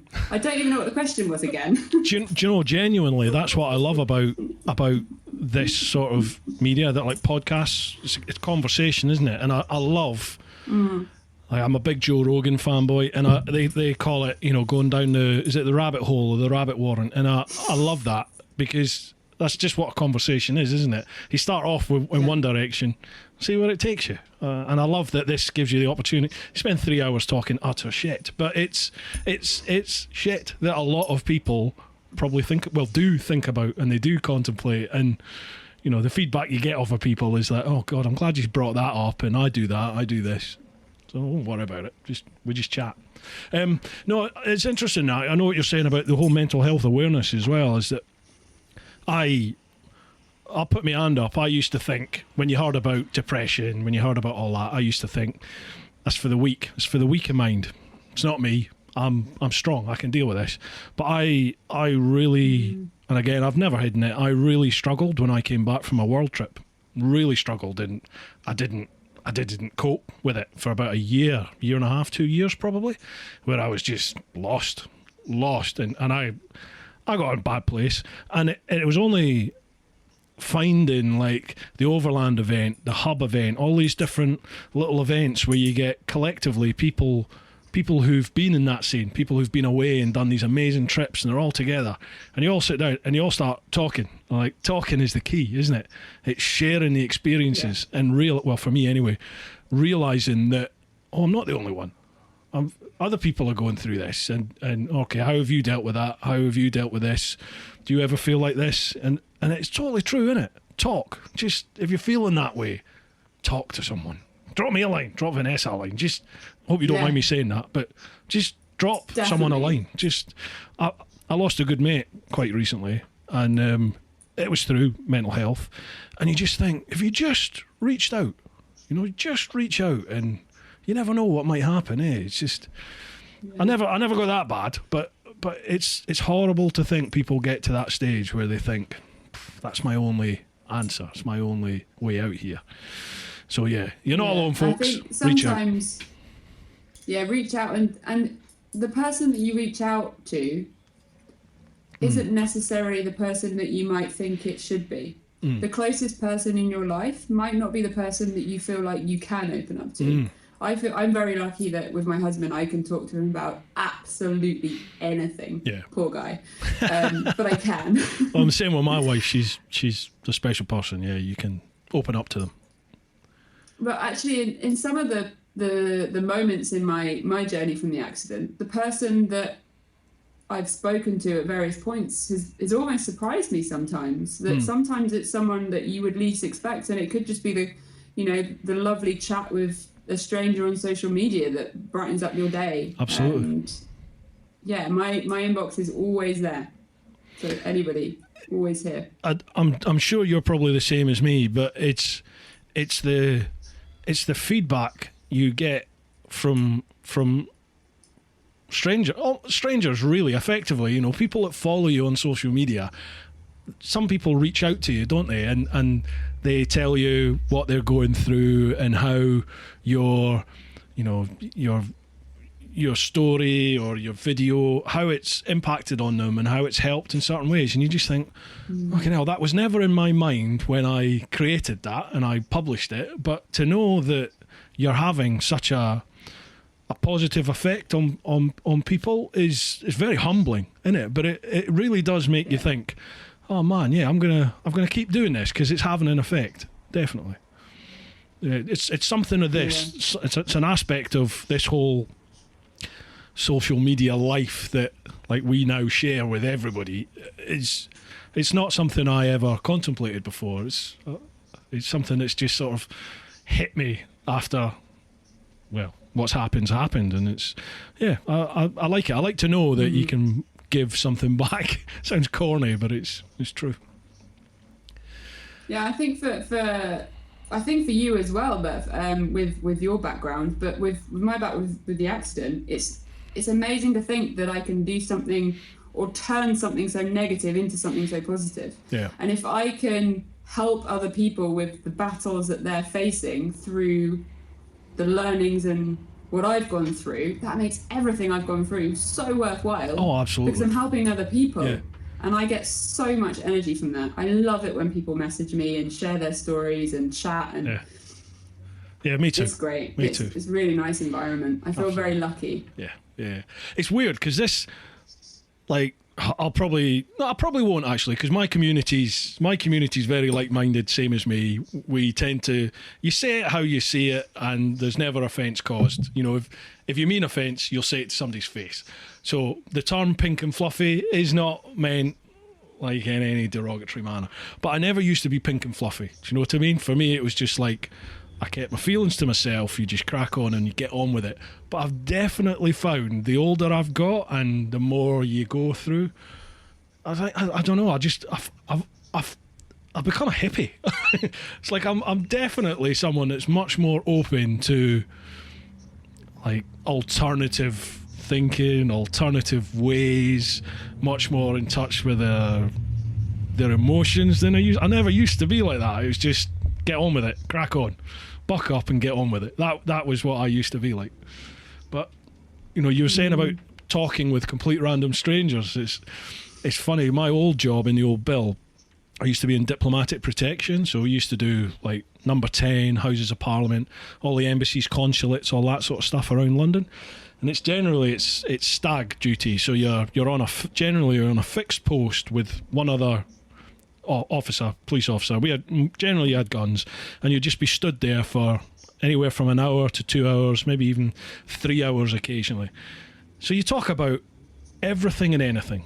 And sometimes it can be from somebody from a different base and a different team, so you might never have met these people before, and you'd be amazed at how open two roughy-tufty gun coppers can be, just stood there talking about everything and anything you can think of. And it was weird. It's like you find yourself talking about everything we've chatted about. You'll find yourself chatting about, and you know, never in a million years would you consider talking about a lot of these things with your mates or your family, but just because it's random punter there with you, you'll chat away with them. Yeah. So you got your own counselling on post, getting paid for it with a gun. Right, let's get back on track with questions. Jacques Dino Wood, I think that's how you say it. Yeah, Jack Dino Wood. My better half comments that the biking scene from the outside seems my pronunciation, misogynistic. It's not something I've ever experienced, but I think it would be good to hear a first-hand opinion. I'd like to buy her a woman-only training day to introduce her to two wheels in the hope that it's a more comfortable environment. But is that misogynistic? All help, advice would be appreciated. So, is the biking community misogynistic? Do you think it's like anti-women, derogatory towards women?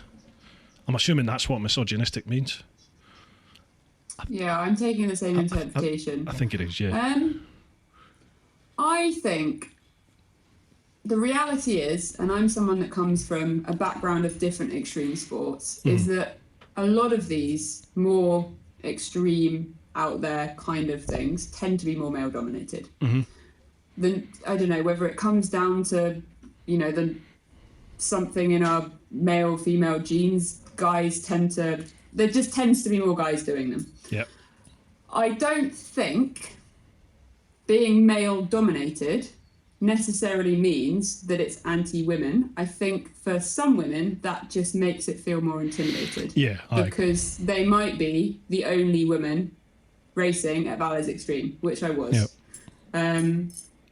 But I think that there are some incredibly supportive guys out there. You'll always get the odd absolute D head, to not swear, who wants to do a wheelie past you, rooster shit in your face. I like how I can say the S word but not the D word, and just. They'll see a ponytail and they'll have to overtake you, even if it means they fall off at the next corner because they can't actually keep the pace up, or there's always those egos. But you get that in every single walk of life. I think my best advice for a boyfriend partner trying to get a girl into motorcycling is to remove the laddiness from it and have some dedicated time with them. A training day is definitely a really nice idea if they're game with it, because they're going to be in a very controlled, safe environment with someone who can teach them all the basics and make sure that they're comfortable. Trials riding, I think, is a really good place to start, because it is so fundamental on the skill levels that you can then progress and get on any bike. And if you look at any of the top hard enduro riders, for example, nearly every single one of them started as trials, because it's the balance, it's the clutch control, it's the slow handling, and that is the foundation for everything else. When you get all of those right, the speed and everything else tends to come, from my experience.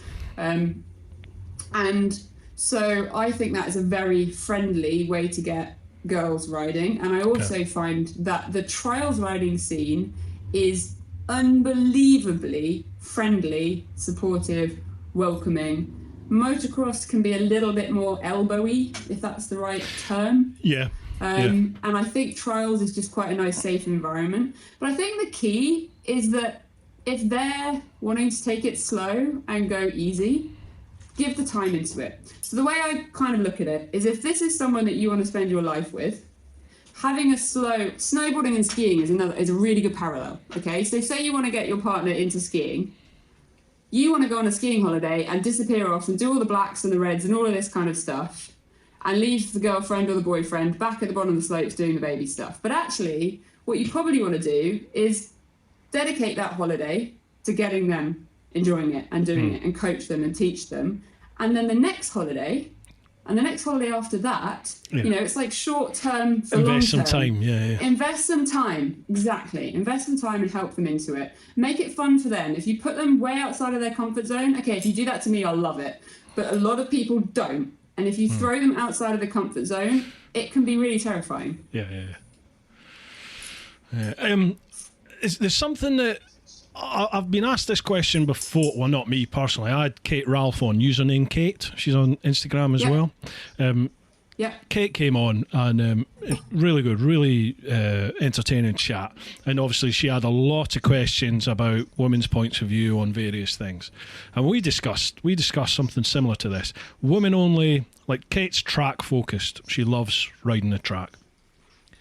Women only track days. And I said, and she actually also agreed, women only track days sort of annoy me, because I think to myself, I I've done a few track days, but I'm shitting it when I turn up. I'm nervous. I'm nervous when I turn up because there's people, there's people spanking the arse off of me, no problem, on the track. And I feel intimidated, but you just get on with it. You know what I mean? It's just like, crack on and get on. So when I see the women-only track days, I'm like, hang on a minute, surely it should just be a novice, a genuine, proper introductory day. That's what you should have for people who are never done it before. They want to have a little taster for it, and if you've got any experience of it before, you don't qualify. Just yeah. Is that not a better way of getting people into the sport? Just saying it's a novice day. This is an introductory day. In you come, and anything goes. Everyone's in the same boat. Everyone's shitting it because whether you're male or female, you're going to be the same. People are just going to be pooing themselves. Pooing themselves. Do you know? I mean, it's like even. Well, go on. I have to say I'm not into women's only things. I don't feel like it's a comfortable environment. I like the company of males. I enjoy the growth that you get from being around people that are considerably better than you. And at a women's track day, you're still going to get really awesome riders because there are some incredible female riders. Yeah. But I love going out. Like if we take hard enduro, going out with a group of guys who are absolutely nails and make it look like I can barely even ride. But that pushes me. Yeah. They can see where you are. They know where they can push you, where they can't. They can throw tips in and help you out. The best way to progress is to ride with people better than you. If you ride with people the same or lower, there's no elevation. And so I personally am not a fan of women-only things. I think if we suddenly started saying it's a men-only thing, people would start going, well why can't the women go? That's not fair. The double standards is, I think, what gets people. Yeah, you've got to go by the level. And if you're novices, let's get some novices together. I totally agree with you there. Yeah, it's like the whole race thing and the sex thing. Take that out of it. Just take that out of it and just put it on ability and what type of person. Novice, advanced, buff. Everyone's happy then, aren't they? And then you're not creating a divide. Yeah.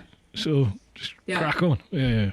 You just might need to do like an ego test to get rid of some of the idiot guys. Oh God, yeah. Oh, absolutely, yeah. But I mean, the ego guys are as obnoxious to the beginner males as they are to the beginner females, really. Although I do feel like the ponytail sticking out of your helmet to some guys is like the carrot to the donkey as far as almost taking you out to get past you. Yeah.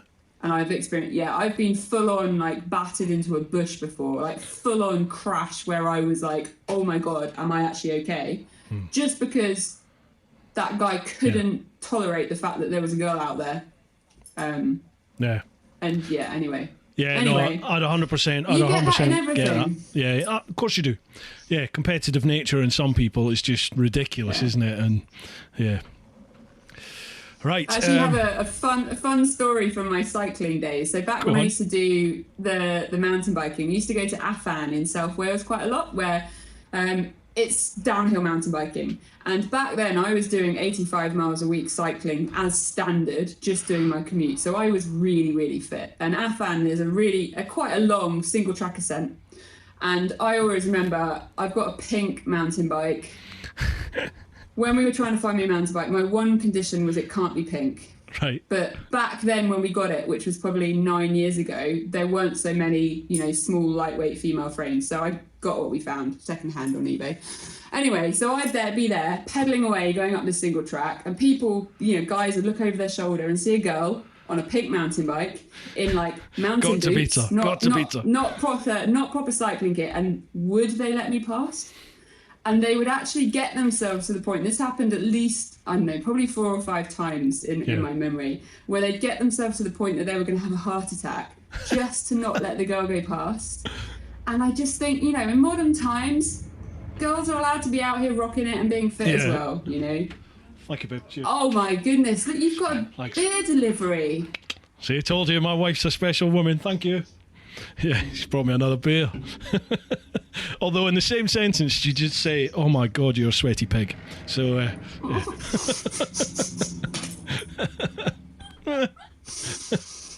no, I get that. I understand what you're saying there, but then I've I've experienced that on the track when just other people, and I'm assuming they're blokes, but other people they get this, the bit between their teeth, I've got to overtake you. And then I've had it when I'm on I'll take my GS to the track occasionally. And people do not want to be overtaken by a GS. So it's like in the corners where the GS can battle with like other novice riders, then people won't give up. They won't let you by because it's like, that's a GS. You're not coming by, and you're like, oh, come on. Now obviously in the straights they go, but it was actually in the Alps on the Harley. It was brilliant riding. So I mean, my street bob, people think you can't put a Harley over. Freaking go on YouTube and watch some Harley riders. You can throw Harleys around corners. Oh god, yeah. They have some serious torque pulling out of those corners. Yeah. Like the power, and I've done like stage 1, 2 upgrades, so cam push rod lifters, all done it myself on the Harley. So I reckon she's about 115 brake horsepower now. Blimey. She's powerful, and out of those corners when you've got these guys in their 4 leathers and their sport bikes, it's brilliant.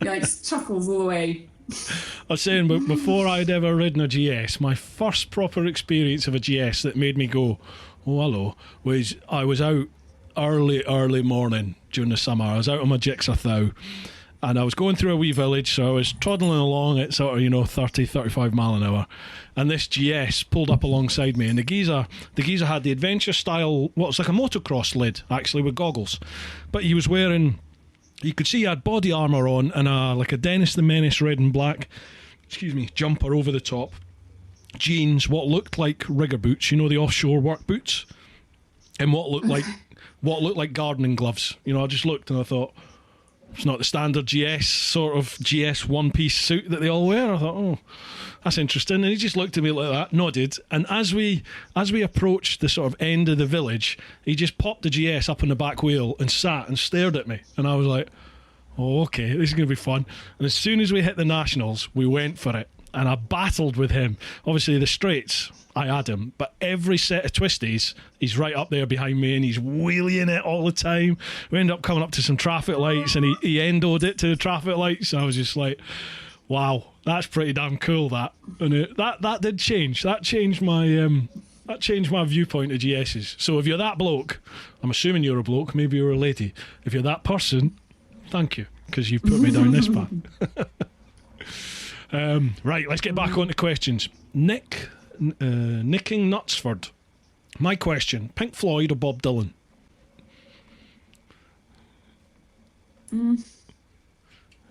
Or neither? Meh. What are you into then? Not really too bothered. What music are you into? Country is my big one. I went to university in North Carolina for part of my undergraduate. And oh wow! Yeah, fell in love with country. Yeah, love it. I don't know much about it, but I just love the songs. What? Wait.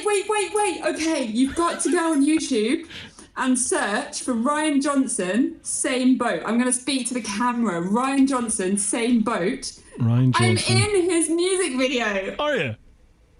Yes, he sent me the link like yesterday. So, okay, it's lockdown. He's this quite new, upcoming country music star in America who I totally got a man crush on. Ryan, if you're watching this, you know it. It's fine. I've got a crush. Your voice just does it for me. I love it. You've got amazing songs. I love you, Rocky Monster. You're my crush. Yeah. Yeah, sorry, Rocky Monster. You can probably hear me as well. But anyway, he's got this new song, Same Boat, that he released during lockdown and wanted to do a video. And the lyrics of the song are all about the fact that, generally in life, we're in the same boat. It's quite a beautiful song, actually. And so he put a post out saying, right, I want to make a music video and I want to see what everybody's up to. #tag me in your videos, and I'm going to make a music video using everyone's stuff. So yeah, I'm like hashtag. And yeah, you've got to watch it and count how many times I'm in it. I'm not going to give it away.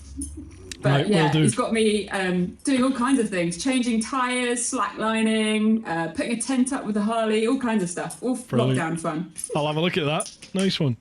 Yeah, I do. I've got a thing for country. I just love the sound of the music. And when I was in the States, I really had an affinity with the South. I loved the South. I'd never done the South before. I'd always done like, you know, your New Yorks, and we got friends up in Boston and Florida, and I'd always done that. But on my trip, I ended up in the South and spent a lot of time there. I loved it. Loved Texas. I loved South Carolina, North Carolina, all around there. And the roads all up around North Carolina and Tennessee. Fantastic. Tail of the Blue Dragon. Ridge Parkway. Oh, man. Smoky Mountains. Stunning. What did you do at uni One then? day I'll go back.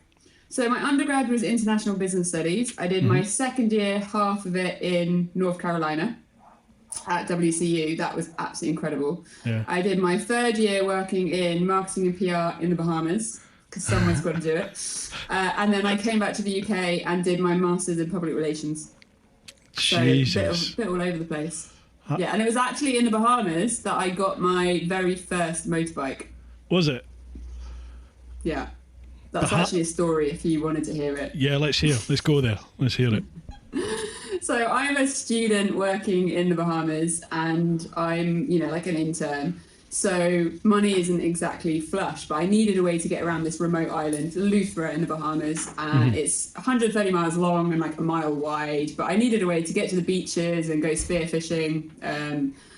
And so I couldn't afford a car. I was like, well, maybe I'll get a motorbike. There wasn't a motorbike on the island, so that was hurdle number one. But I thought, you know, I can buy a motorbike. Never ridden a motorbike, but that wasn't a problem because other people ride bikes, right? It can't be that hard.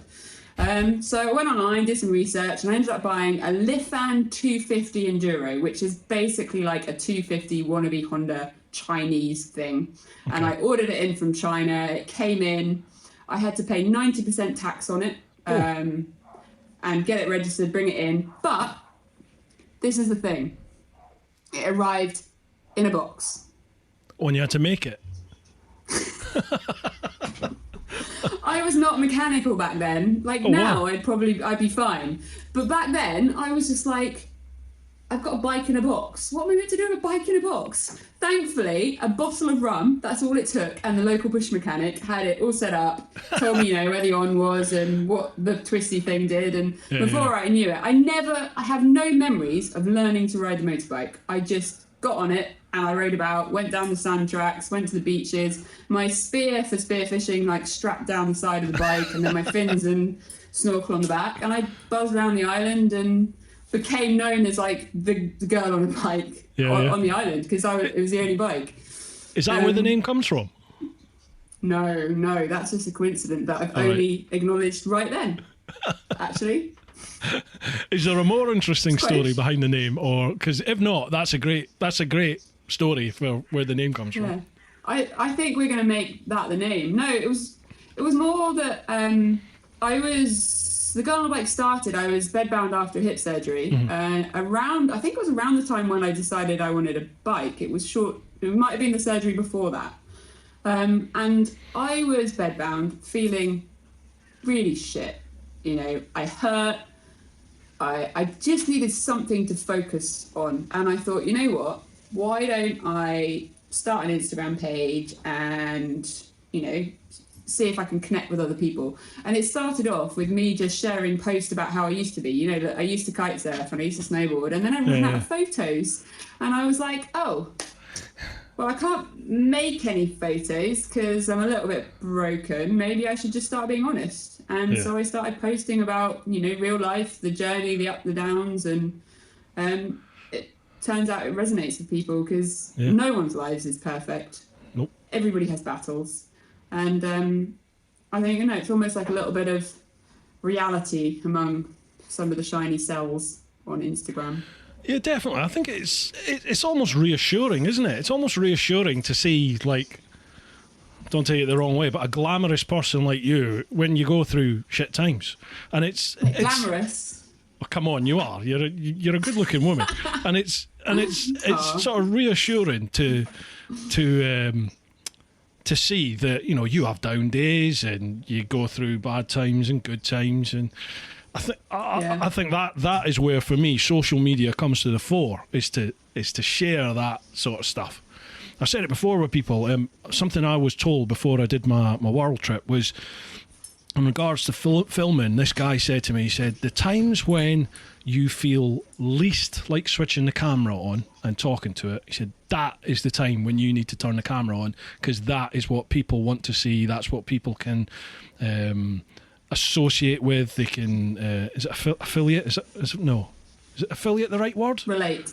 That'll do. That's the word. Yeah. That's what people can relate to. They want to see that it's real life. It's not all just, this is awesome, I'm living the dream. They want to see that, you're shitting, you got a bad dose of the diarrhea, or you're vomiting, and they want to see you're going through bad times, because they do, and it makes you human, doesn't it? Yeah. So yeah, it's good on you for sharing the good and the bad, definitely. Right, another question. Gavin Fraser, 39. This is for Vanessa. We've already covered this. Are you planning to do the Dakar Rally in the future? If so, what would you do to prepare for it?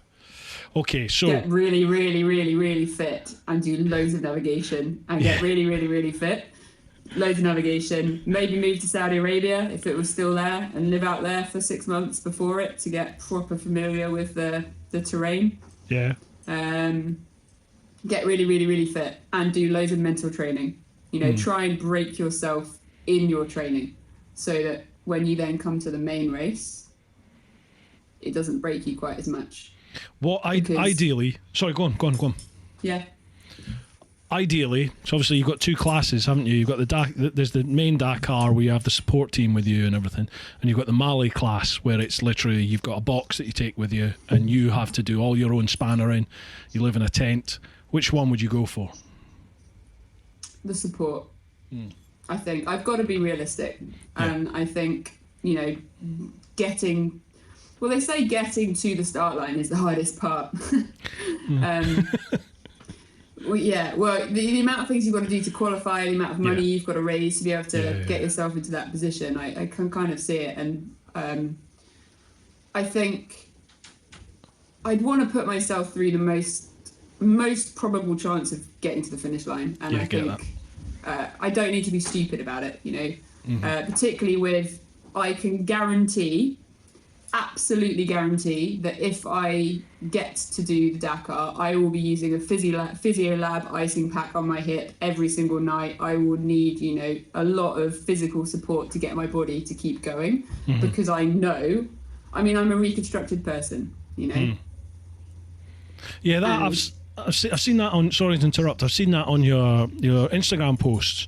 You have this machine that effectively ices you. Like, how many times a day are you doing that? For the first month post-surgery, it's 6 times a day for half an hour. So actually, I'm overdue right now, but I'll put my cold beer on it.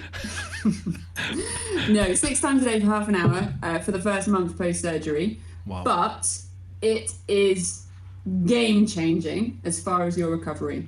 So inflammation inside a joint is very detrimental to the healing process and the recovery. And the ice from a bag of peas, for example, will only really do the surface of your skin. Yeah. And the compression of a bag of peas to get it around your whole hip joint, I don't even know how many bags of peas you need.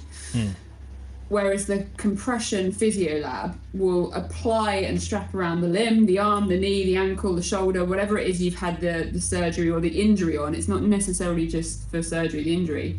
It will compress and put an even pressure around that area and then pump the ice water around it. And the cooling goes right into the joint. So it's a much more intensive cooling, and there's no risk of burns. So ice burns, which you can get from peas. So it's an incredible recovery device. Something I've used for the last 3 of my surgery. I've had it, and I know that after my full hip reconstruction, I was doing my physio, I was making progress, and every time I just tried to push that little bit further, this was months after my surgery, I just would take 1 step forwards, 5 steps back. 1 step forwards, 5 steps back. And I had the physio for a month, and it smashed the chronic inflammation in my hip, and I got back on the bike. Wow. And I completely put that down to having the physio lab. Okay. So it's actually called Physiolab, is it? Physiolab, yeah. Okay, I'll pop a link in the description as before, folks. So check that out if it's something you're looking at. And so what? It's like I assume it's like a Velcro band or something that will go round whatever the affected area is. Yeah, there's different kind of straps that are body shaped. And, you strap it on, and then you fill a little container with ice and water, and it pumps that round. So my poor freezer at the moment is on turbo because I'm using I'd probably say 5 litres of ice a day. Gee maybe whiz. 6. Lots of Tupperware tubs filled up that I just smashed. Yeah, I bet. Blimey. But if it's doing the job, fantastic. Yeah, good. Yeah. Right, another question. Are you okay for time? Because we've been going for a wee while. Yeah, cool. Yeah, absolutely. I think we're coming... well, actually, I said I think we're coming to the end of the Instagram ones. We're not. There's shed loads. Wow, I didn't realise there was that many. Okay, I can try and be less blah blah blah with my answers. Don't worry about it. That's, we just chat. Can always come back on if you enjoy it. We can always come back on and we'll do more questions another time. Eamon Fleming. Question for Vanessa. Do you think you can teach Bruce how to ride in the dirt? He claims he doesn't like it. Vanessa was actually there when I did the off-roading. Well, you went off in another group, didn't you? Because I was shit. Wait, was that ride in the dark or riding the dirt? Dark? No, off-roading basically. Oh, yeah, okay. What do you call that? Riding dark? Riding in the dirt. Sorry. Oh, it's your accent. It's just the way I speak. Sorry. Yeah. Can you say how the noise the cow makes again? Some of my mates at work. I love how much that tickles me. Some of my mates at work used to get me to say there's an expression that, because being Scottish we roll our R's. You roll the R's when you speak, and they used to get me to say, I can't say it, so I have to say it really slowly. Purple, burglar, alarm. But if you were English, you'd go purple burglar alarm. But if you say it with me, when I roll my R's, if I say it, my tongue basically just ties itself in knots, and so they used to get me to say that. When I worked at Peckham Police Station, I used to get called into custody sometimes, and they'd be like, Bruce, cell 6 or like cell 2, whatever it is. What are they in for? You'd look and they'd be in for murder. And I'd have to go, murder, Sarge. And they'd be like, excellent, off you go. So it's like, cheers, thanks very much. Murder, there's been a murder. So, Eamon, I think I'm way beyond any help from Vanessa. No, I'm up for the challenge. Let's do it. Shush! Don't say that. It'll put back your Dakar. What? What's the word? It'll put back your progress towards the Dakar about 8 years. So don't worry about it. It will be worth it to get you off-roading. I do have to do it. I've got to do more. Let's do it. I'll be heading back down to see Lyndon anyway at Toro. So if you're back down that way, we'll do it. Sounds good. Gavin Fraser, 39. This is for you, Bruce. I was looking at your starting videos for the Round the World trip. Have you ever thought of doing a new Round the World DVD? Actually, there's a few people have asked me. DVD? Yeah, I know. Who's got a DVD these days? There's a few people have actually asked, because with the book as well, the book's sold out. So a lot of people have asked about the book, but it all comes down to economics, to be honest with you. The cost of doing another print run, I can't see how I'd ever sell enough books to offset. Sorry, yeah, go on. You don't need to do a print run with books anymore. Well, I know. If you do it via Amazon, self-published, yeah, they'll print it as people order. I looked at that. Sorry, have I ruined it? You've got no excuse now. Here we go, everyone. I've ruined his excuse. Get the book out. I've looked at Amazon. I've looked at the Amazon self-publish, and the cost of one book to print. That's my copy of my book right there, right? So to do a similar copy of this, so it's black and white text, and then at the end there's like 20 or 30 pages of pictures. So to do that on Amazon would cost me, I think it was around $54 a book. What? Yeah. That doesn't sound okay. Cost me. That's how much it would cost me. I retract the whole statement. Yeah. So in order to, I would end up having to charge. Book. Well, it's ridiculous. I'd end up having to charge like $55 a book to make like $2, and it's just not worth it. So to do a print run, my print run, I think for 500 books or 750 books cost me like $2,500-3,000 to do. So you've got to recoup that initial investment, haven't you? And I just don't think I would sell that amount of books. DVD wise, we're coming up for the 10-year anniversary in 2022. So October 2022 will be the 10-year anniversary of when it started. Is that how long the beard's been growing for? Well, no, I think it's probably about 6 or 7 years now this has been growing. I started growing this on my trip, but I shaved it a few times, and then I have trimmed it quite a few times up until about 2016 probably was the last time I gave it a proper trim. So this is still like 4 years, but I think this is as long as it'll get now. But yeah, I am thinking about maybe doing a 10-year anniversary re-edit, either from the start of the trip or to celebrate the end of the trip. So it would either be 22 or 24 because I finished 2014. But yeah, I am thinking about it for some sort of I like the idea. Series. Just we'll see. I don't know. And Gavin's got another question for you. For Vanessa, would you ever think of a round the world adventure, and what bike would you use? Gosh, you sound like you've done a lot of travelling anyway, but have you done much travelling on the bike? I don't really know how to answer this actually. So I'd love to, but I don't think I'd get bored.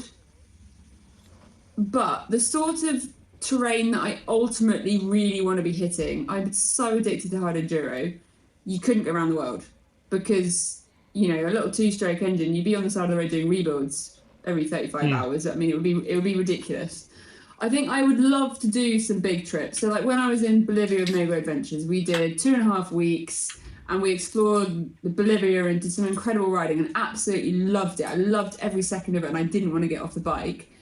But I like to be able to then just jump on a plane and, I don't know, go to Iceland or go to Ukraine or come home and be in my own house and be in the garage and see my family and then disappear off again and kind of have the best of both worlds. Like I'd love to do some mega trips, and I've done some like awesome road trips. So like last summer with TeapotOne, rode from here down to Croatia, ferry over to Italy, back round 3,500 miles, and it was incredible. That was on Harley.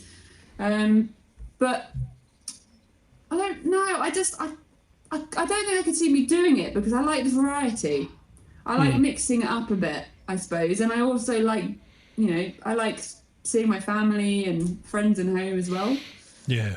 It's a bit of a dull answer, really.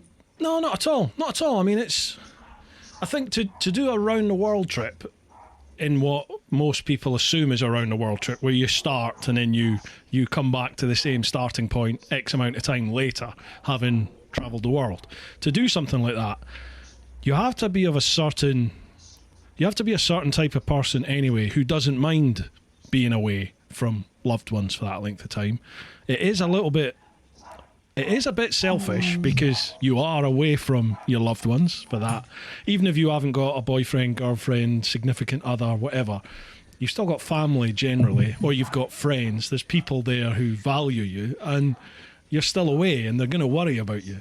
So it is, I think it is inherently a bit of a selfish thing to do, but not in a bad way. I think no one will ever think bad of you for doing something like that, but you have to want to do it. You've got to. It's like for you off-roading. It's like riding off-road and enduro. It's the very pulse in your veins, isn't it? It's what you must do. And for me, for the world trip, it's what I had to do. It was just everything in life was focused on that, and I was doing it no matter what. I was doing that trip. So Yeah. Now I get asked a lot, would you do another one? And I don't know. I would like to be on the road again, but I think I'm more along your mindset now in that I'd like to go and do a bit of that, do that, and then come back and have a bit of time at home doing a few things and go away and doing another bit. I don't know if I would do the whole head off and come back 2 years, 5 years, 10 years later thing. I don't know. No, things might change in life. I feel like it's... So I lost you there. You're frozen. Yeah, I think you're frozen in a really back. funny face right now. You're like... Frozen. Yeah, you've come back now. Yeah, you're back to me now. Yeah, there you're back. You had a good frozen face, by the way. Good. I think it probably comes down to like all or nothing. And with life today, there are so many motorcycle rental companies and things that there weren't 10 years ago or further back that actually don't have to do all or nothing anymore. You can, have a normal life with a job and save up and go on an adventure, come back, go on another adventure and dabble and kind of make the most of all of it, but not having to just travel on a motorbike, which I think that's kind of my approach at the moment. Yeah, definitely. Nothing wrong with that. Absolutely nothing wrong with that. Okay. Studali. There's one for you. For Vanessa, what have you not yet achieved on a motorbike that you'd love to? Oh my goodness, everything. I'm a beginner. Everything. I've never done a track day. I was meant to have one. I know. Everyone says that face. I was meant to have one with Ducati and one. I think I was good. It was at Silverstone. It was a birthday present. I was actually a birthday present 5 years ago, but I've not been in a physical state to risk it until, enduro took over. Okay. So yeah, I want to do a track day. That's a big one. And I want to do Romaniacs. That's a big one. I'm also set to do Hellas in October now. It's been delayed. It was meant to be in May, but COVID's obviously set its toll. And I'm meant to be doing Hellas with Torque Racing. What have I not achieved on a motorbike? I want to get to the point where I'm way more at one with that motorbike. So when I ride with people, like the good riders, I know someone like Alid that I've ridden with at Werndu a whole load of times. That's the Triumph guy in Wales, isn't it? Is that right? Is he Triumph in Wales? No, he's done the silver class at Romaniacs. Ah, right. He's not got a massive social media account or anything, but he should, because his riding is just incredible. And riding with him, I've learnt so much. But you just watch him and you're like totally in awe. How are you doing that on a motorbike? Or even when you watch someone like Graham Jarvis, but I think Graham Jarvis is that next level, or Tony Bow. It's that next level where you look at it and go, that's not even realistic. Like, I can dream. Were you watching Graham Jarvis's Instagram during lockdown when he was just systematically destroying his garden? And then he moved into the kitchen. Maniac. Yeah, that was hilarious. Brilliant. Absolutely mad. Did you see any of Tony Bow's stuff? He's I think he's 26 times world trials champion. He is someone to look up, but he did some insane trials riding in his penthouse level apartment in Andorra. He's someone that I've met and ridden with in Andorra actually. And he's on this trials bike. He gets out of bed and gets on the trials bike, and then he pretty much does his day on the bike. Wow. Like, he goes down his staircase, he balances on the bathroom sink and cleans his teeth. I mean, it's the sort of next level riding that there's people that you look to for inspiration because it's absolutely mind blowing, but it's not achievable inspiration, if that makes any sense. Yeah, I get you. Yeah. Wow. Who is he called? What's his name? Tony Bow is the guy, the world champion in trials. He's well worth looking up. I mean, he's got millions of followers, and you'll lose yourself watching him. Cool. Mental. Right, next question. Rabi7302, for both of us, your top, I like these ones, your top 5 dinner guests and why? They get you thinking, don't they? Gosh. Let's go top 3, because 5's quite a few to think of. Top 3. Okay, Rocky did I guess? Monster. Rocky Monster's always got to be there. Yeah. He's my soulmate. I love him, and I do. He's my partner in adventure, so he's going to be there. Okay, you do one. Let's alternate, and it gives thinking My time. wife. She's my partner in adventure. She's my soulmate. I've got to say that now. She'd batter me if I didn't say her after you've said that. I've stitched you up. I'm You sorry. have. Obviously, it would be my wife. Obviously. What's your number 2? Oh, number 2. Oh,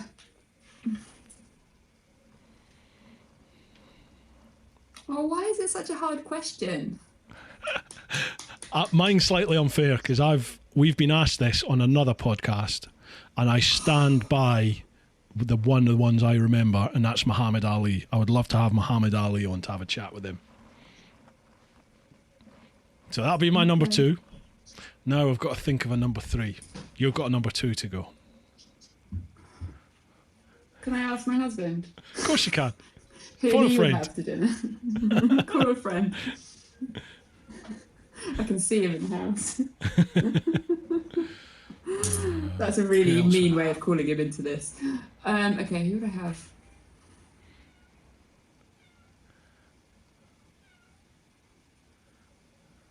I don't know, this is awful. Okay, what's thing things is, that I'm like... You guarantee as soon as this finishes, 2 people will pop into your head. Guarantee it. It's true. I'm trying to think of funny people. I can't think of anyone right now. My mind has just gone like... I just thought of another one, and it's a bit like the question earlier on. I've got no idea where this came from. I do follow him, but I just thought The Rock, Dwayne The Rock Johnson, because I think this comes from Joe Rogan. I think The Rock should be running for president. If Trump can get in, then The Rock can get in, and The Rock is a far nicer person. We can have Rock versus Arnold Schwarzenegger. Well, Arnie doesn't qualify, does he? Because he was born in Austria, so he doesn't qualify. Because I reckon he would have got it years ago, but he can't because he's not a US born and bred. Yeah. Arnie was someone that came to mind, but I just feel like we talk about the Terminator all night. But that'd be fine as long as he came to dinner with no top on. I'd be all right with that. Definitely Arnie. Yeah. Legend of football. Okay, I'm just gonna go with Arnie for my number 2. Yep. But with the condition that he's got no top on. We're not pieces of meat, Vanessa. God. You're more than just a pretty face. You're a hot body too. Oh, thanks very much. I feel like I need a female now to balance it out. No, you don't. Don't worry about it. Yeah, I do. I want a hot female who's going to come in a bikini. Okay. Oh, God, yeah. Can I come? Well, you can be in that Mama 4 if you like. Right, you're on. Oh, gosh. I can't even think of women now. I know. I've just got to think of her name. If she's on Instagram, I might know her.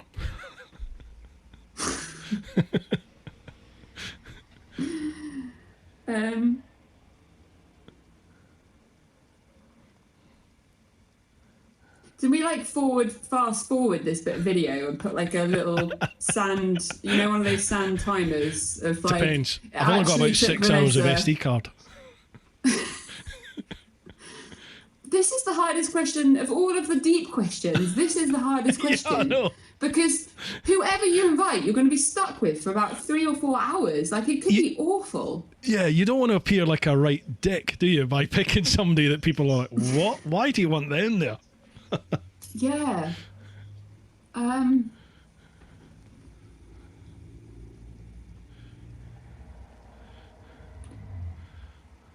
Right, we'll do a countdown clock. Dun, dun, dun, dun, dun, dun, dun, dun, dun, dun, boom. Didn't work. Oh, wow. Try it again. It's not going to work. Okay, I'm going to call a friend. Right, do it. I can't see him though. Do you want us to come back to it? He might hear me. We'll see. Right. I think he might be upstairs, which means he won't hear it. Okay, come on, Vanessa. Okay, let's do dinner guest.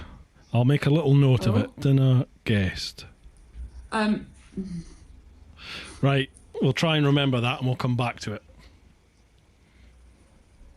Wait, I feel like I can see. No, oh, there you go. Ah, he went out to the bins. He's just come back into the house with the bins. Wait, can I see him? Oh yeah, he heard me. Okay, he's gonna hate me for this. So we've got Arnold Schwarzenegger, and then we've got to pick someone. Okay, I'm gonna have to give him a headphone, or he won't be able to hear you. Who was your first one again? Arnie? Oh. Okay, Rocky Monster's here. Okay, we're gonna share my seat with me.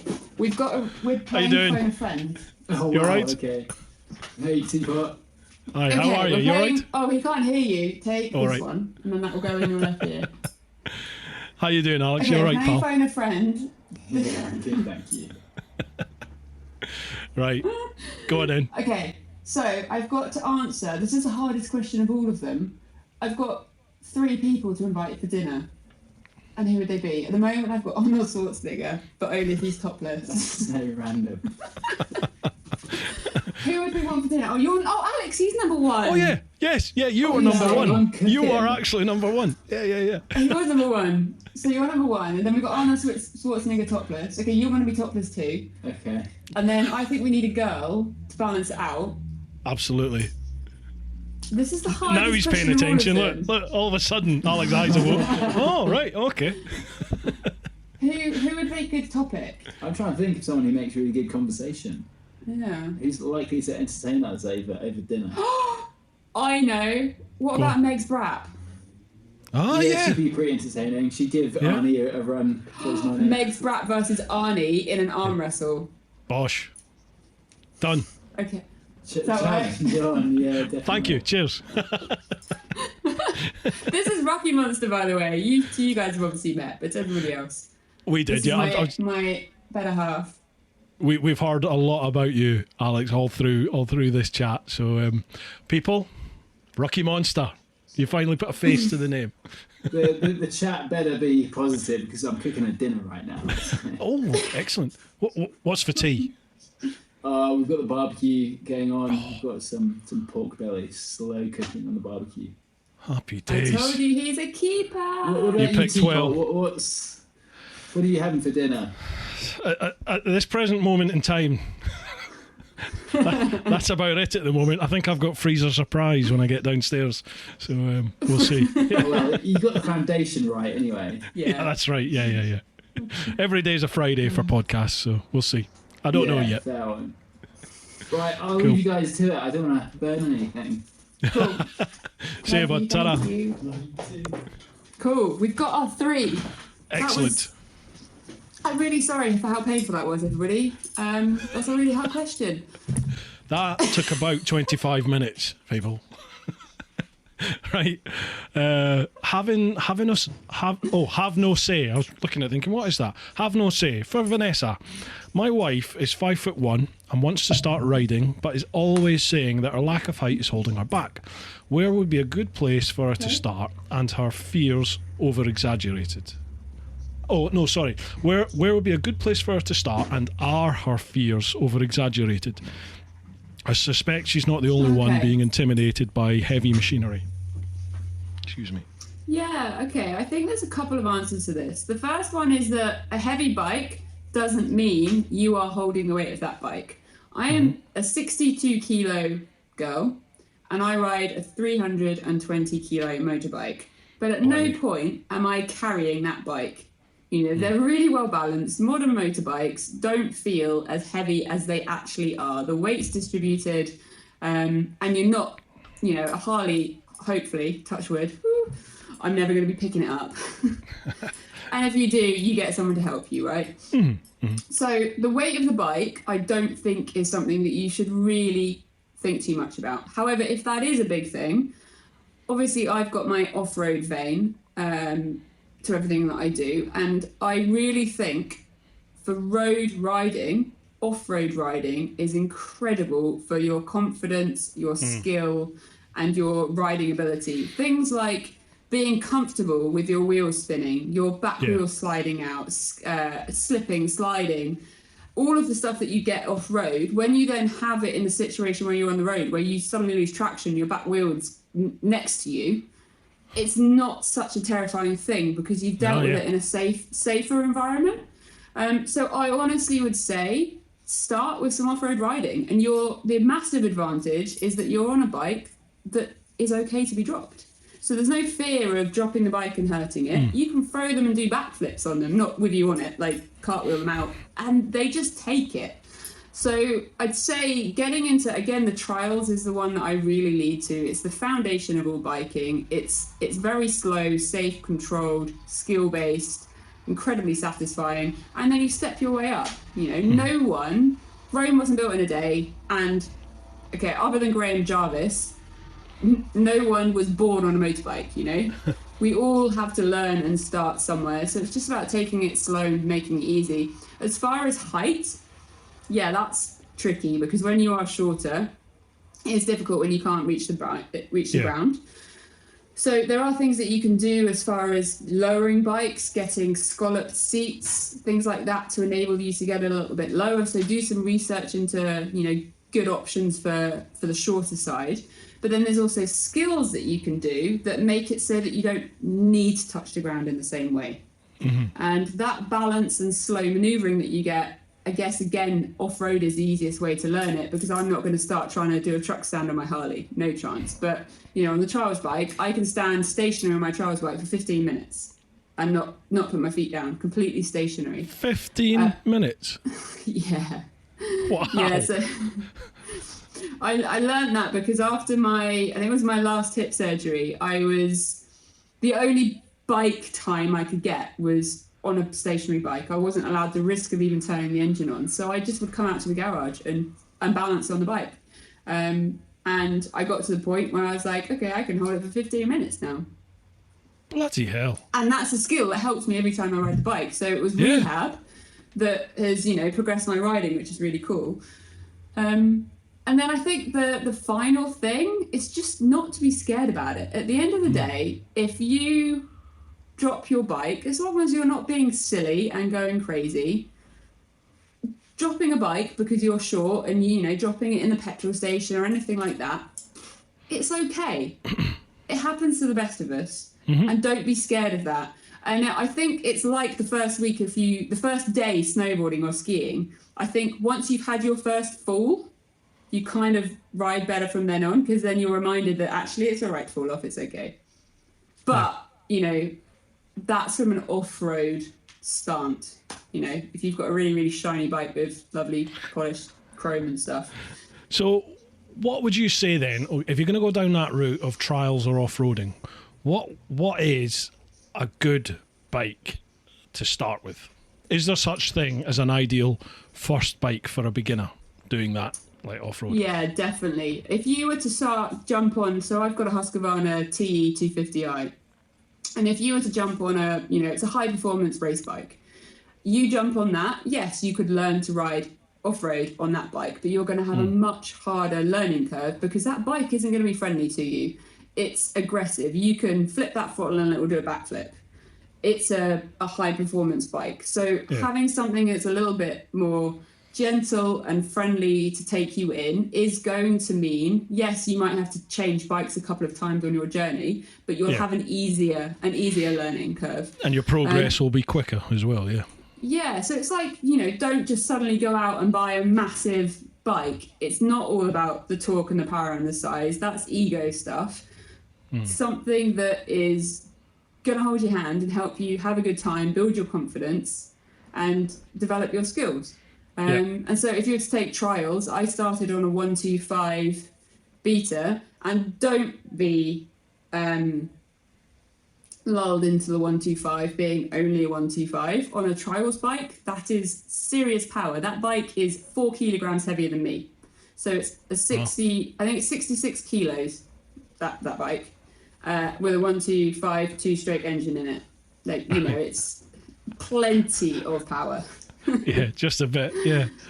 I'm just yeah. putting in comparison. I've just had a Sinus 125, Sinus Terrain. I've just had one of them for, I think, a week. I had it. And that was 150 kilograms. And it's a 125cc. You're talking about something that's less than half its weight. Wow. And a 2-stroke. Yeah. Oh, God. Of course. Which is like equivalent to a 250, I suppose, 4-stroke, isn't it? More or less. Yeah, it's very difficult to do direct comparisons, but yeah. Sinus is someone that has amazed me. I had the Sinus Blade X and the Apache, and I did a day green laning on them. They are great options for first time. If you want something to buzz around town, but then like, ooh, that little green lane looks fun. I had such a hoot on that bike. It was amazing. There's a YouTube video actually of me riding it. I've actually got the Apache coming, and I'm gonna be doing some off road on that. So by the time you either listen, come with you? Please can I come with you? You're more than welcome. Oh, I'm hopefully doing it with Mr. Fish. Oh no, hang on. Well, I'm promising things. I'm broken right now. I'm post-surgery. Oh yeah, of course you are. I'm doing rehab and barely walking. So yeah. Well, you'll be able to watch it anyway on YouTube. So by the time you either listen to this or watch this, I'll probably have already done it. But I am taking the Sinus Apache off road. We'll see. The bit that limited me, I took it out on a really, really, really wet, muddy day, and I had the kind of standard tyres. They put the most off-roadiest tyres possible. Yeah, I was slipping and sliding all over the place, and it was such a hoot. But that bike, it's low, it's light, if you wobble and pull on the power, it's not going to put you on your face. It was a lovely learner's bike. Yeah, I was impressed with the terrain around town. Yeah. Yeah, I was impressed with terrain as well. Is it? Okay. It's something like that. Don't quote me on that price. It's ridiculously cheap. It's the sort of price where you go, wow. Yeah, that's a really good first bike. Because you don't have to worry about it in the same way. Like a Husqvarna, the TE, it's like $9,500. Wow, is it? Bloody hell. Yeah, I know the terrain, the 125cc Sinus Terrain, that's $2,500. But it's like 11.2, I think it is, brake horsepower. So I'm just over 20 stone. So you imagine what that was like with me on it. But I enjoyed it. I genuinely had a load of fun riding it. I had a great time. Yeah, put a smile on my face. Right, this has been, well, we're now at nearly 2 hours 40, but we've had a couple of pee breaks and we had about 8 hours waiting for your dinner guests. So, but we'll make this the last question. How were they so late? But we'll make this one the last question because it's the last of the Instagram ones. But if you're more than welcome to come back on, I would love to have you back on, and we'll do more questions another time. Excuse me. So this one is from Helen Goshwin, and she says, an inspiration in many ways. If you don't want to talk about this, we can edit it out, okay? But I'm sure you are because I've seen you post about it. With your vitiligo, is it vitiligo? Is that how you pronounce it? Yeah, vitiligo. But you've got a Scottish accent, so you might say, so I'm allowed. Scottish way. It might sound like a cow mooing or something by the time you said it. With your vitiligo, you describe one that looks like a dinosaur. So my question is, what is your favourite dinosaur? Oh, I love that. Velociraptor all the way. Don't even have to think about it. Love Velociraptors. So it comes Velociraptor?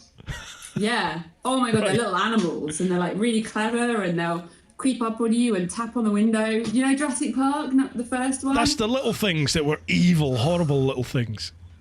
Yeah. That's your favourite dinosaur? Oh my God, hell yeah. They are just amazing.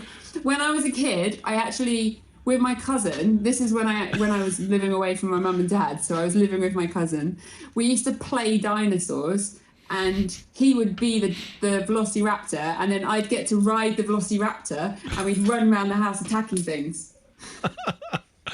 Wow. Explains a lot. Yeah. But I wonder if I can show you. It's not very good light to show you the Velociraptor. I guess I need to show it up here. Well, it's a T-Rex. He's here. He's called Ra. T-Rex is my one. That's my favourite. Can you see him? Have I got the angle right? He's there. That's it. Which? That's your knuckle. Oh, all right, Yeah. the shape. All right, Yeah, I was the looking at shape your of the rings thinking, vitiligo. what? Oh yeah, my rings are pretty cool as well. Yeah, okay, let's Yeah. try it again, just in case I got it wrong. Maybe wait, Ra, he's there. That's his nose. That's your favourite. That's Yeah, Ra. T-Rex is my one. Go on. I have a motorbike helmet as well. Have you? Dare we ask where that is? Okay. For anyone who doesn't know what vitiligo is, it was actually World Vitiligo Day on That's the the next bit, 25th of July. And so I have vitiligo. It's a skin condition that is purely cosmetic in the pigmentation of the skin being lost. So you see the white patches here, if you can see them.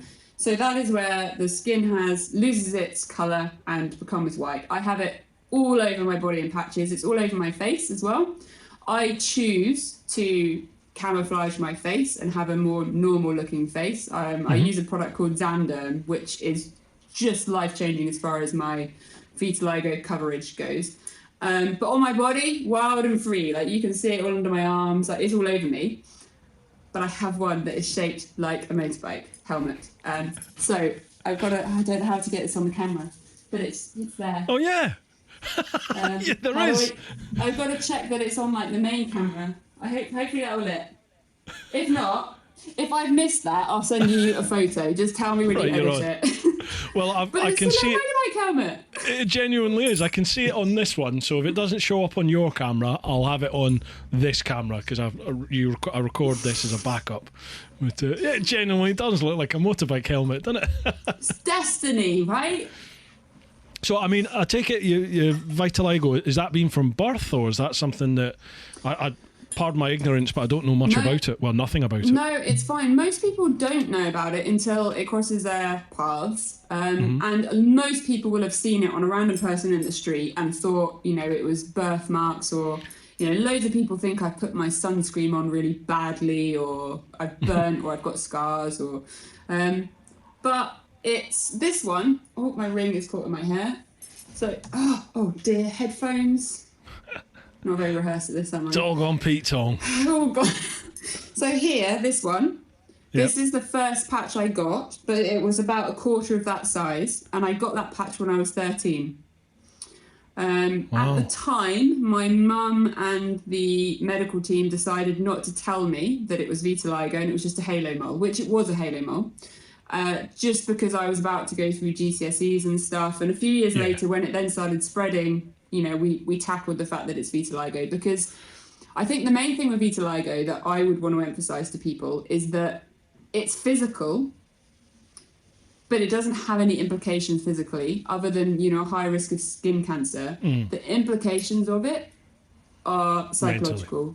Mentally. Because people stare, people look, people ask questions, people think that you've got a disease, is it contagious?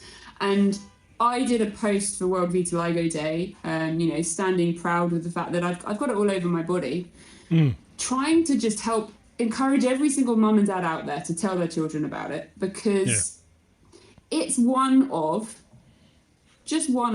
a whole handful of conditions that we just need to have a little bit more acceptance that, people are different, and these don't make me ugly or contagious or anything like that. We've got to find beauty in our differences.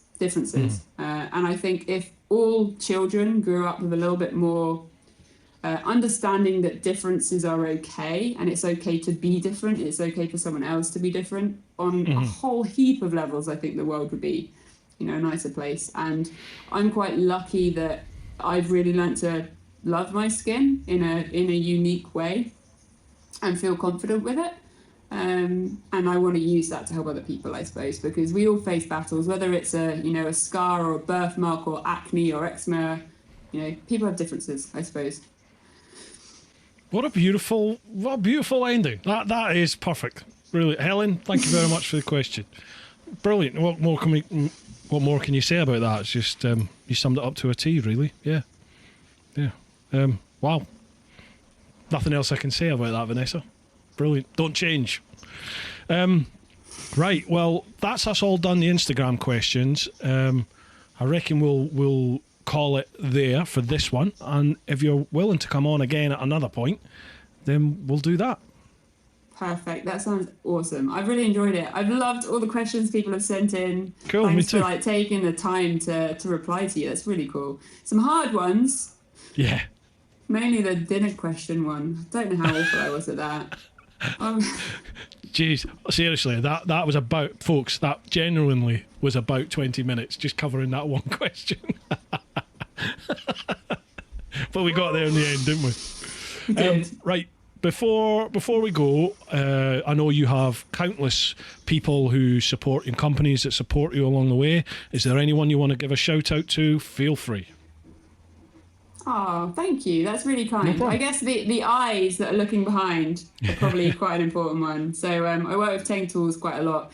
Having a garage full of motorbikes requires a lot of maintenance that I get really hands-on with my husband as well. And yeah, Tang are an incredible sponsor. Do you want me to list some of the... Honestly, this is your time. Actually, You tell me. You know what? I want to use this to take a moment for anyone who has aches and pains with something that I've discovered in my recovery that's really helped me, and that is active collagen. And it sounds like I'm just doing some kind of marketing pitch.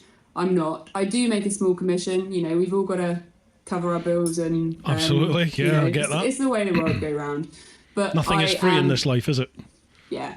I'm a genuine, I will never stop taking it. The difference it's made for my body through my recovery is mind-blowing. So if you have any kind of aches or pains, pre-existing injuries, arthritis, tendonitis, ligaments, bone issues, Achilles, knee pains, achy shoulders, bad skin complexion, it's so the body is made up. 1/3 of the protein in our bodies is collagen, and from the age of 20, we start to lose or make less of the collagen as a natural form of protein in our body. So from that age, the amount of collagen that we have in our body that we really actually kind of need to keep everything strong and fit and smooth working starts to decrease.